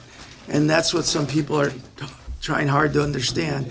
Why can't you review it? Well, because if zoning says you can never build it, I wasted manpower and time. And by me working on this, I can't work on the jobs that I want to go through. So I do think, though, now that we're, like I said, fully staffed. Once some of my new people get a little more experience, things will flow a lot smoother and they'll pick up a lot more backlog. But like I said, I think by the end of summer, we should be in a good place. Hey, Ernie, one of the areas that we have a problem with and we have no solutions to is the fire marshal department. Right. I was gonna talk about They are, that. they are down considerably, and the problem is we tried various ways, working with the chief and with other people to see if we could get a former fire marshal in as a consultant and so forth, but the unions push back on that. So that's an area that is there, and we can't seem to do anything about it. So the fire, I've heard that the fire marshal is a key component of getting this thing speed up faster. Is that correct? Yes, that's correct. They also had an issue with staffing. That's what I'm I talking think, about. yeah, and I think they've gotten better. They've got some new recruits in there, but it does take time for them to teach people how things work and for them to understand their code. So it might take them a little time. We are trying to help them out as much as possible in terms of trying to look at stuff that they should be looking at just to give them less to look at. But again, it takes more time from us to help them, but we're trying to move it along as best as we can. Right now, how many people do we have that's in the fire marshal? Is it just? Fire marshal right now, I believe, has about 1, 2, 3, 4, 5. They might have 6 inspectors. They might have 2 or 3 people who are inspectors, as well as they're starting to teach them plan review. Before, there was only one person who was doing plan review. Now they're trying to educate a few more of their other staff members, so to put some of the burden on other people as well to do more plan review. So even with them, I think it's taken them some time to get to a certain point, and I don't know at what time they'll be more comfortable in terms of indicating that they'll be back up to a certain standard. I don't know, the layouts of why you have fire chief inspectors. It probably makes more sense to me if we got people trained on what to go through, what to look for. That might be, I know it's contracts, they got contracts, but some getting civilians can learn. That would free up and help you all get through it, because, I mean, it's not like they're not staffed. The fire department is staffed at the But they're level they should be. staffed in numbers, but they do not have, they're fire inspectors, so if there's a fire, they go out and inspect the fire, but they are not qualified to do plan review. So that is where the problem is. And as I stated before, they've gotten about 5 or 6 new recruits, and it takes those new recruits almost a year to get their proper licenses to do inspections as well as plan review. And right about now, like I said, they're starting to train them more in plan review, but it's gonna take another 6 to 8 months before they get comfortable with that as well. Scott? Okay, so, thank you, Chair. So we spent $80,000 on a study about this whole permitting issue. And there are a number of holdups and issues, and we know it's multi-department. So, but within your department, my understanding was some of the inspectors, different people had issues with technology and getting up to speed on things like that. Where are we on that? And, going forward, how is, from your view, how is it progressing from some of the recommendations and findings from that? From our view, again, our staff is getting, the more we work with Energov and the more we work with Bluebeam, which is an add-on to Energov in terms of a design tool. It's just like when you're 16 years old, you just learn how to drive a car. You drive, I don't know, after 5 years, you're an expert. So same thing here.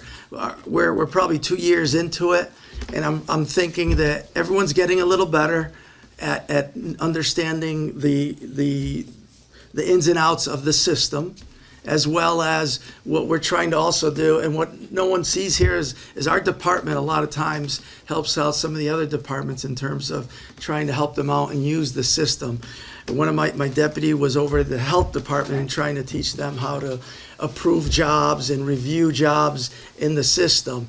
So again, because there was nobody to teach them, they didn't know, we volunteered our guys to go there and try to assist them, because it's gonna help everyone in the long run. Hopefully, I know, but it'll make my job easier if they can review their project quicker. So again, we are trying to educate all departments in terms of that. And again, one of the things Curtis said was we're trying to get rid of applying for a plan and then a permit as well. So everything's just gonna be in one place. And hopefully that'll make it easier for applicants to upload just to one area instead of two. That should save some time and understanding. And Curtis did mention it, that hopefully by May, or sometime in May, that would be instituted. So hopefully then, that'll make things a little more easier for the applicants who are having issues with not knowing exactly where to submit and stuff. The various inspectors you have, is there an area where, you're feeling a backlog, or where there's more work? No, my backlog was in plan review. And our last plan reviewer was hired about a month ago. And like I said, it's gonna take him 6 months till he gets comfortable with the position where he's actually making grounds on some of these backlog items. I had a building inspector also just start about a month ago. And as Tom had indicated, we've interviewed for the electrical inspector, and we're having interviews either the end of this month or the beginning of May, whenever civil service sets up the interviews. And that's the last vacant position that is currently in the office. So in a city of this size, if you had a crystal ball and you could get another person or two persons, where would you most need it? At this point, I would, again, I think because of the early gains in terms of plan review, a plan review position is good, but I would get somebody flex who can do plan review as well as do inspections if needed, so they can be a flexible position. Something like that where, hey, if you need somebody this week more in field to do inspections, you could have them that way. If you need them more in the office to do plan review, you can put them there. But that's where I would say. That would be the place that you would. That's where I would think I would go for. Because I'm really, and I've said this to the committee, if there's ever a department that we want to grow Bridgeport and do those kind of things, well, we can't grow Bridgeport if their paperwork is sitting around for months and months. It's not gonna happen. And so if there's a department that I really feel strongly about, it's the planning department, because people come to you first. In order to build, develop, whatever, they have to stop here. Councilwoman Martinez? I just wanna say that, I could go? Yeah. Oh, okay. I just wanna say that, I think that Arvin does a great job in his department. When I said, his department is understaffed, it's because, I know I nag him for a lot of stuff, I'm always shooting him emails, but I think that somewhere in the budget, to Frank, I think that, Arvin can use someone late night hours, when you have issues that arise in the evening time, when a lot of developers and a lot of homeowners and a lot of whomever start doing work at night, because then you're bombarded with that whole load the next morning, and your workers already have a set schedule that they're working on a day-to-day basis. But I have to say that his department overall does a hell of a job, and a lot of revenue comes through that department if the individuals do the proper thing. But I think that having someone to work late night hours will be beneficial to your department and to your daytime staff, and as well as to yourself, because you take on a lot.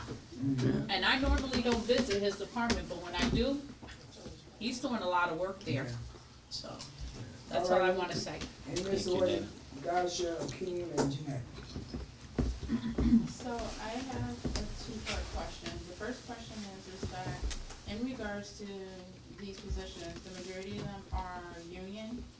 All of the positions are union except for, we have a code enforcement officer who goes out on complaints. That is a unaffiliated position. Everything else is union. Whether it's through NAGE, the admin staff is NAGE, the building staff is all supervisors. Okay. And then my second and last question is that, and I'm just putting this out because I know you said you're fully staffed. But- Whatever's budgeted, yes. Right. But, we have technical high schools that have young adults coming up in the fields that sometimes we lag in areas like electrical and stuff like that. So the question is that would you ever down the line think of partnering up with like Bullard Haven or Track, since they're the two closest high schools, to see if you can actually get some of them young people in the door to help out? The only problem with something like that is we are required by statutory requirements to be licensed, state licensed building inspectors, which means that, not that those students, in order for them to take the exam to become a license, they would need to be an E1 first. And now, if they become an E1, they can go to the state and take the exam to be an inspector. And then they could work for the department, and not only just building, the Bridgeport Building Department, they could work in any municipality department.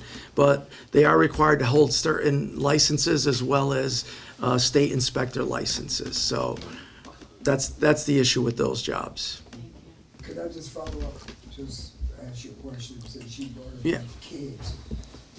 But you could, if I'm in electronics or I'm in buildings or I want to be a planner or do those kind of things. In the summertime, we, as high school students, to come in and volunteer and work in different departments in the city. Why couldn't you do that? Oh, no, they could easily, if the city wants to do some kind of mentor program where they come for a month or two and see how things work out and maybe follow someone around, that's not an issue. Okay, that's fine. Akeem? A few weeks ago, friends of mine expressed their displeasure. It took 5 months to get an extension approved for a housing program. Is that how long it should take? Do you need help with that? Well, like I said before, we are a little behind because of COVID and because of the amount of workload that's coming through our department. It's hard to catch up when we were understaffed for the last 2.5 years. Now we're finally up to staffing, and like I said, by the end of the summer, I anticipate being, within a month or 5 weeks from application to being issued a permit. Now, I agree with you, it's taken a long time. Part of the problem also lies that we get drawings that are, let's just say, not to a certain standard. And every time we have to review those drawings and send them comments, and then they send us back drawings, and if they're not correct, we have to review them again, and then send them back again, and that takes time, unfortunately. But like I said, that's what we have to do, but now that I'm, like I said, fully staffed, I anticipate that time frame to go away, hopefully by the end of the summer, because once my new staff gets up to speed on how things are done, things will get reviewed a lot quicker. Okay, Jeanette? Arvin, when was the last time there was a permit review? Meaning, looking at the other municipalities of what their rates are to ours? Because I've had 2 major developers tell me that we're undercharging here, and they said they were wondering why. Undercharging, I'm sorry. Yeah, if it's 1.5 million for. Well, correct. Right now, I've been trying, I'm sorry. Oh, I didn't finish. Go ahead. I'm sorry. I said it was 1.5 in Fairfield, and it was 1.3 for one of the permits here in Bridgeport. That's what I'm talking about, so. We, by city ordinance, it requires us to do, the ICC is the people who write the code. They have a square foot cost for a certain type of building. And we try to go by that square foot cost. But in some cases, I understand what you're saying. Sometimes you could have two identical projects, but one cost, the value of one is more expensive than the other because they're using nicer finishes, they're using better material. So you could get the same amount of units, but one is double what this one is because this one they're using the least expensive material, and this one they're using a lot more costlier material. But I mean, in the big jobs, we try to stick with that number that we're required by the city ordinance to go by. Now, whether or not a few jobs come in at lower, when they come in a little lower, we tell them we want to see a contract to prove that it is costing less, because remember, the ICC chart is an average. So sometimes projects are higher than average, some are lower than average. So, but we try to keep an eye on that and try to get what the square foot cost required. Okay, Council President and then Scott. So, I know that, we were in COVID about 4.5 years ago. We, InterGov was launched in the midst of COVID, it was rushed through. But, like anything else, everybody needs to build stamina, so I understand that, Arvin. But I think my concern is that in building stamina, the slow build up to this stamina, to understand the software, is really costing us money. And I say money because people are circumventing the permits and they're building out anyway. And I say this because last night, after the budget meeting, I'm driving down Noble Avenue with my council partner, and we see somebody building construction, on a whole new commercial property being rebuilt. There's a former barber shop on Noble Avenue, but there's no permit there. I couldn't Look, pull it up. that's it right there. Okay. I just sent it to Bill. He can't put it up on the screen. There's no permit because when the gates are down this morning, I drove by again to see if there's a permit stuck out there. So they're constructing in the middle of the night, at night, and it looks like they're putting either a bar or a club there. So I don't even know what's happening there because it's a former barber shop. It used to be, a Jamaican patty restaurant, but now it's a barber shop. And to Anita's point, we're missing out, one, money in enforcement, and then two, right next door, directly next door, and I didn't capture the picture, there's a garbage can, the recycling bins full of construction equipment, and there's no permit on 660 Noble Avenue either. So, I say that, did the individuals come?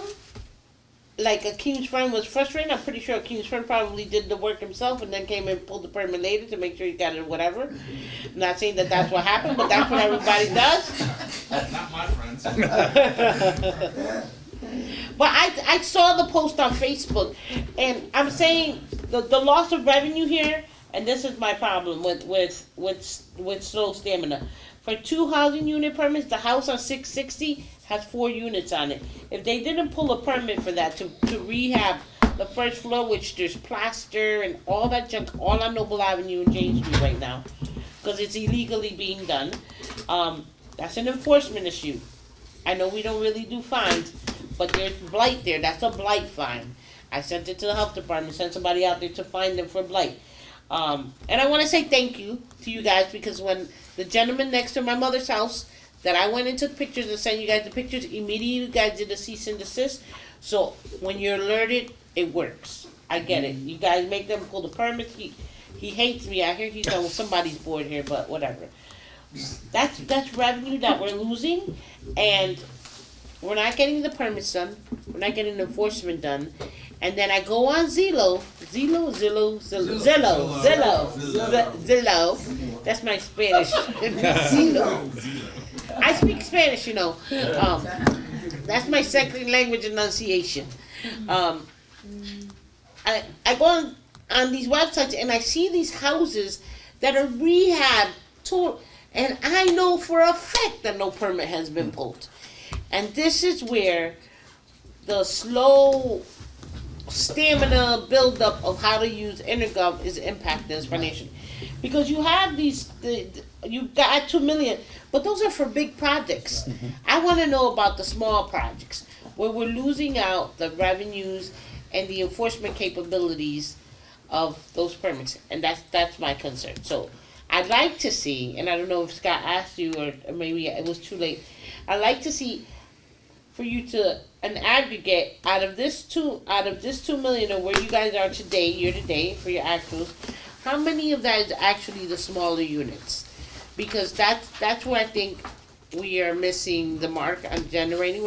And I don't like to say this because we have a lot of out-of-state landlords, a lot of private LLCs investing in Bridgeport, and they're just knocking down, building, closing up windows, and by the time we see it, it's already happened. So that's my frustration, and I've expressed this to the fire marshal's office. You know, may he rest in peace. Alberta was really good on the stuff that we were able to give to him. But I think thankfully the chief has restructured a little bit for that office, and I know that you guys, you know, we were in those conversations with the budget co-chairs with the fire department to talk about that transition with the CAO's office, but you know, the union pushed back, so it wasn't like it did. The council wasn't proactive and supportive of that change. But with that said, I need to know, because the reason we need to know the numbers is because we need to change our ordinances to give you some bite to your teeth. And we also need that people be in their offices, because the post that Kim is not sharing fully is that they literally said the man is never in his office. I don't know who he was talking about, but it said the gentleman's never in his office. So I don't think it's you, Arvin, because you're always here. So just letting you know. And when they put that stuff about Facebook, when we hear the social media, that got a lot of clicks. That stuff got a lot of clicks versus, you know, something positive that we do. That's my concern. Just before Scott, and a good example, and I'm glad you said it, is that right there on Stratford Avenue and Reed Street, right down the street from my house. 1697 Stratford Avenue. Joe Estefan from a guy's Sidewalk over there sent the email. Rebuilding, running water from the basement all the way down the street. I went over there and said, hold it, you can't be doing that, you got a permit. I took pictures, sent it to my council partner, sent it to the health director, and they said, and to the CAO, he called the police officer, they stopped. There are a lot of, and this is why I'm in favor of giving y'all more people, so that someone can go out, see if you got a permit. If you don't have a permit, you need to cease and be closed. There are a lot of places throughout the city that's doing it. You can't see everything if you're looking at plans. We need people to do that, because we're losing a lot of money. Well, like I said, we have one enforcement officer, and whenever we get called or whenever we get a complaint on something, we try to get to it within a day or so. And then at that point, we can stop them and we can make them come in. It's the stuff, like you said, that's happening at 7 o'clock at night that we're not there, that no one sees. Now, even if somebody were to mention that they are working at night, we will investigate it the following day, and we will go and we'll put stop work orders, and if they ignore it, we will send them registered letters, and we will bring them to the state prosecutor to let us know. Unfortunately, it is a system in place. It's not something that happens like that. There's statutory requirements and how many days we could give them to get back to us, and how many days they have to respond, and if they don't respond, then you gotta go take it and give it to the state prosecutor, and then he'll send them a letter, and then if they still don't respond, then he'll issue a warrant, so. But just the mere fact that somebody goes out there and says, hold it, show me your permit. You don't have a permit, you gotta shut down. Yeah. Just doing that. I'm in favor of giving those kind of bodies, that their job is, I want you to ride through this whole city. And when you see somebody in building or doing any new stuff, all I want you to do is check to see if they got permits. That's it. And then they can report back to you, and then you take the final steps. Because we're doing a bad job. And everybody that sits around here got somebody breaking the law. So I would be in favor, and I'm sure our council people would look at it, that if you just got, you said you only got one person. No one person can do this whole damn city by themselves. Serious. So that's something we need to look at as a council, because it'll pay for itself, because these people will get fined. And that'll generate the revenue we need for that. So, Scott? Thank you, Chair. First, interesting that Councilman Herron said, she heard that the rates are low, and I heard from another developer that the rates here are high, so, They don't want to do nothing. They want to do the one who said it was high gave me some data points, so, it does seem that people are going through the proper process. So I don't know, have you, Arvin, gotten any sense of, or feedback, anecdotally or not, if the rates are high, or? Right now, we're in line with some of the bigger cities. Some of the smaller bedroom communities are a lot lower, but they also don't have any staff, and they don't have as much construction going on as some of the bigger cities. But Stanford's charges a little less per thousand, but you also got to remember they have a lot more bigger projects than us, so that's probably why. But I think we're in line with Waterbury and New Haven. We're pretty close. We might be a few dollars more per thousand, but we're not that much more. So you're not hearing from customers, clients? No, everyone's going to complain about what cost. No one wants to pay a bill. But yes, but some do say that, hey, it's how come it's this much? Because like I said, some are building in smaller communities, and now they come to the city, and they notice that it's a lot more, but that's how it is. We don't have the same tax base as some of these others small. So the other question I have, and I think it piggybacks a little on Councilman Newton's point, and I don't know the answer here, so that's why I'm asking. Can the city levy fines on those who do work without permits? We would have to, we'd have to somehow, the city attorney's office would have to somehow look into that, because we are not allowed to fine people for work without permits, because the state has passed a state statute that says that's on the legislative body to fine people. And that's why that's a problem. State legislative body? Yeah, the prosecutor's office. So in other words, if they're doing work without permits, like I said, I got to get them to come in for a permit. If they totally refuse, I bring it to the state prosecutor. He brings them to court. If they still refuse, then he fines them or levies fines. So it's through the courts. It's through the courts, and I think the courts really want compliance more than fines. Sure. We can look at something where we can, maybe the city institutes an investigation fee. So say if the city council passes something where it says that if work was done without a permit and the city has to investigate, we're gonna get X amount of dollars for that investigation. So that's one way around the fining. You don't call it a fine, you call it something else. So help me understand the ceasing order. So if I'm building something illegal, Yes. you go out there to evaluate and don't see a permit, you can't issue a cease order? We post a stop work order, and we hope they come in because the stop work order is up, and we tell them what they need to do. If they refuse, if we don't get anything, then we have to send a registered letter to the property owner.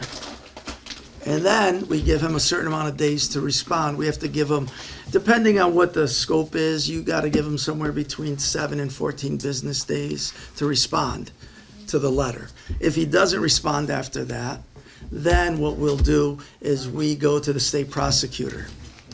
Okay, because whatever the police said to them when they was running the water, Well- the basement out, they shut it down. Well, that's different. That's you know, they're putting water into the street, which is probably against some law, you know, but the construction, if they were constructing without a permit, it's a different thing. Jeanette, This is for both zoning and building. I get the fact that we can't do nothing in a 15-day process. I have this issue in my district all the time. I call, it gets stopped, and then months later, after everything is done, they come for a variance. This is the problem when they start building here, and they are able to continue because of our long process, then they're always coming for a variance. Every single one of them comes. I mean, I won't give any, I won't agree to that, but that doesn't always come to us. So that's where our problem is. We gotta stop those variances. If they illegally start their build, then, you know, get whatever they get compliance with that, we should not be giving them a variance at any rate at all. That's where. Well, a variance is in the zoning This is where department. my gut is constantly, and you know, you and I talk about it all the time. So I think we have to stop that, if we have to do an ordinance to stop it, if there's a state regulation, I don't know. But something has to be done. And it always happens. all right, any other serious questions on, but you could use, if we define it, because I'm more interested in people being on the streets, Yep. looking throughout this big city, you got one. If we could find some other people to help with that, that would be great, because we need it. And we need to get the money. Councilwoman? I just want clarification for myself and my co-chair who are here. So for an investigation fee, I mean, we could draft a ordinance on it, or perhaps a moratorium temporary to move this forward. It will have to, the language will have to be, for violation of permit non-compliant, something to that effect, or- I would talk to the city attorneys, but I really think it shouldn't be a fine for work without permits.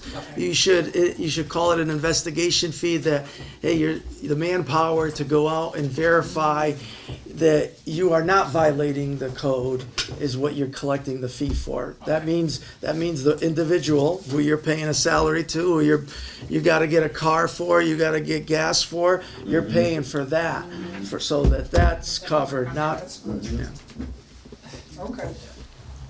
Tom, anything you got to add? I would check with the city attorney on that one. We will. Yeah. No, it's gonna be okay. It's a nice idea. I love it. We will. I have one big issue. But, no, I think, just to sum up what everything was said is, we're really working with these guys now on a monthly basis. I see them all the time, never did. Of course, the separation of buildings is very hard, but truly, changes are being made to the process where they can be. Obviously, can't do much about personnel and how much comes into the office, but getting rid of that zoning two-step, as we call it, making sure that all the staff are trained on this other software, Bluebeam, so that everyone's looking at the same set of plans through multiple departments. There are things that came out of the study that can be done, that are being done, and we're paying attention to it. Tom And I think you could close your budget gap if we could start ticketing and finding these damn tractor trailers that are parked all over our city. We're already on top of it. 2 years ago, I sent We're on top of to the it. police chief. I thought we were. Yeah, they don't ticket. I mentioned that like every other month for the police commission. For what, to what, about what? All right, thank you all for coming. That sounds good. That sounds good. No, I'm out of here.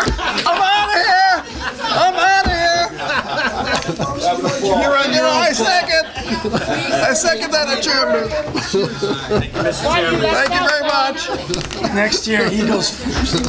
Thank you, Mr. Chairman.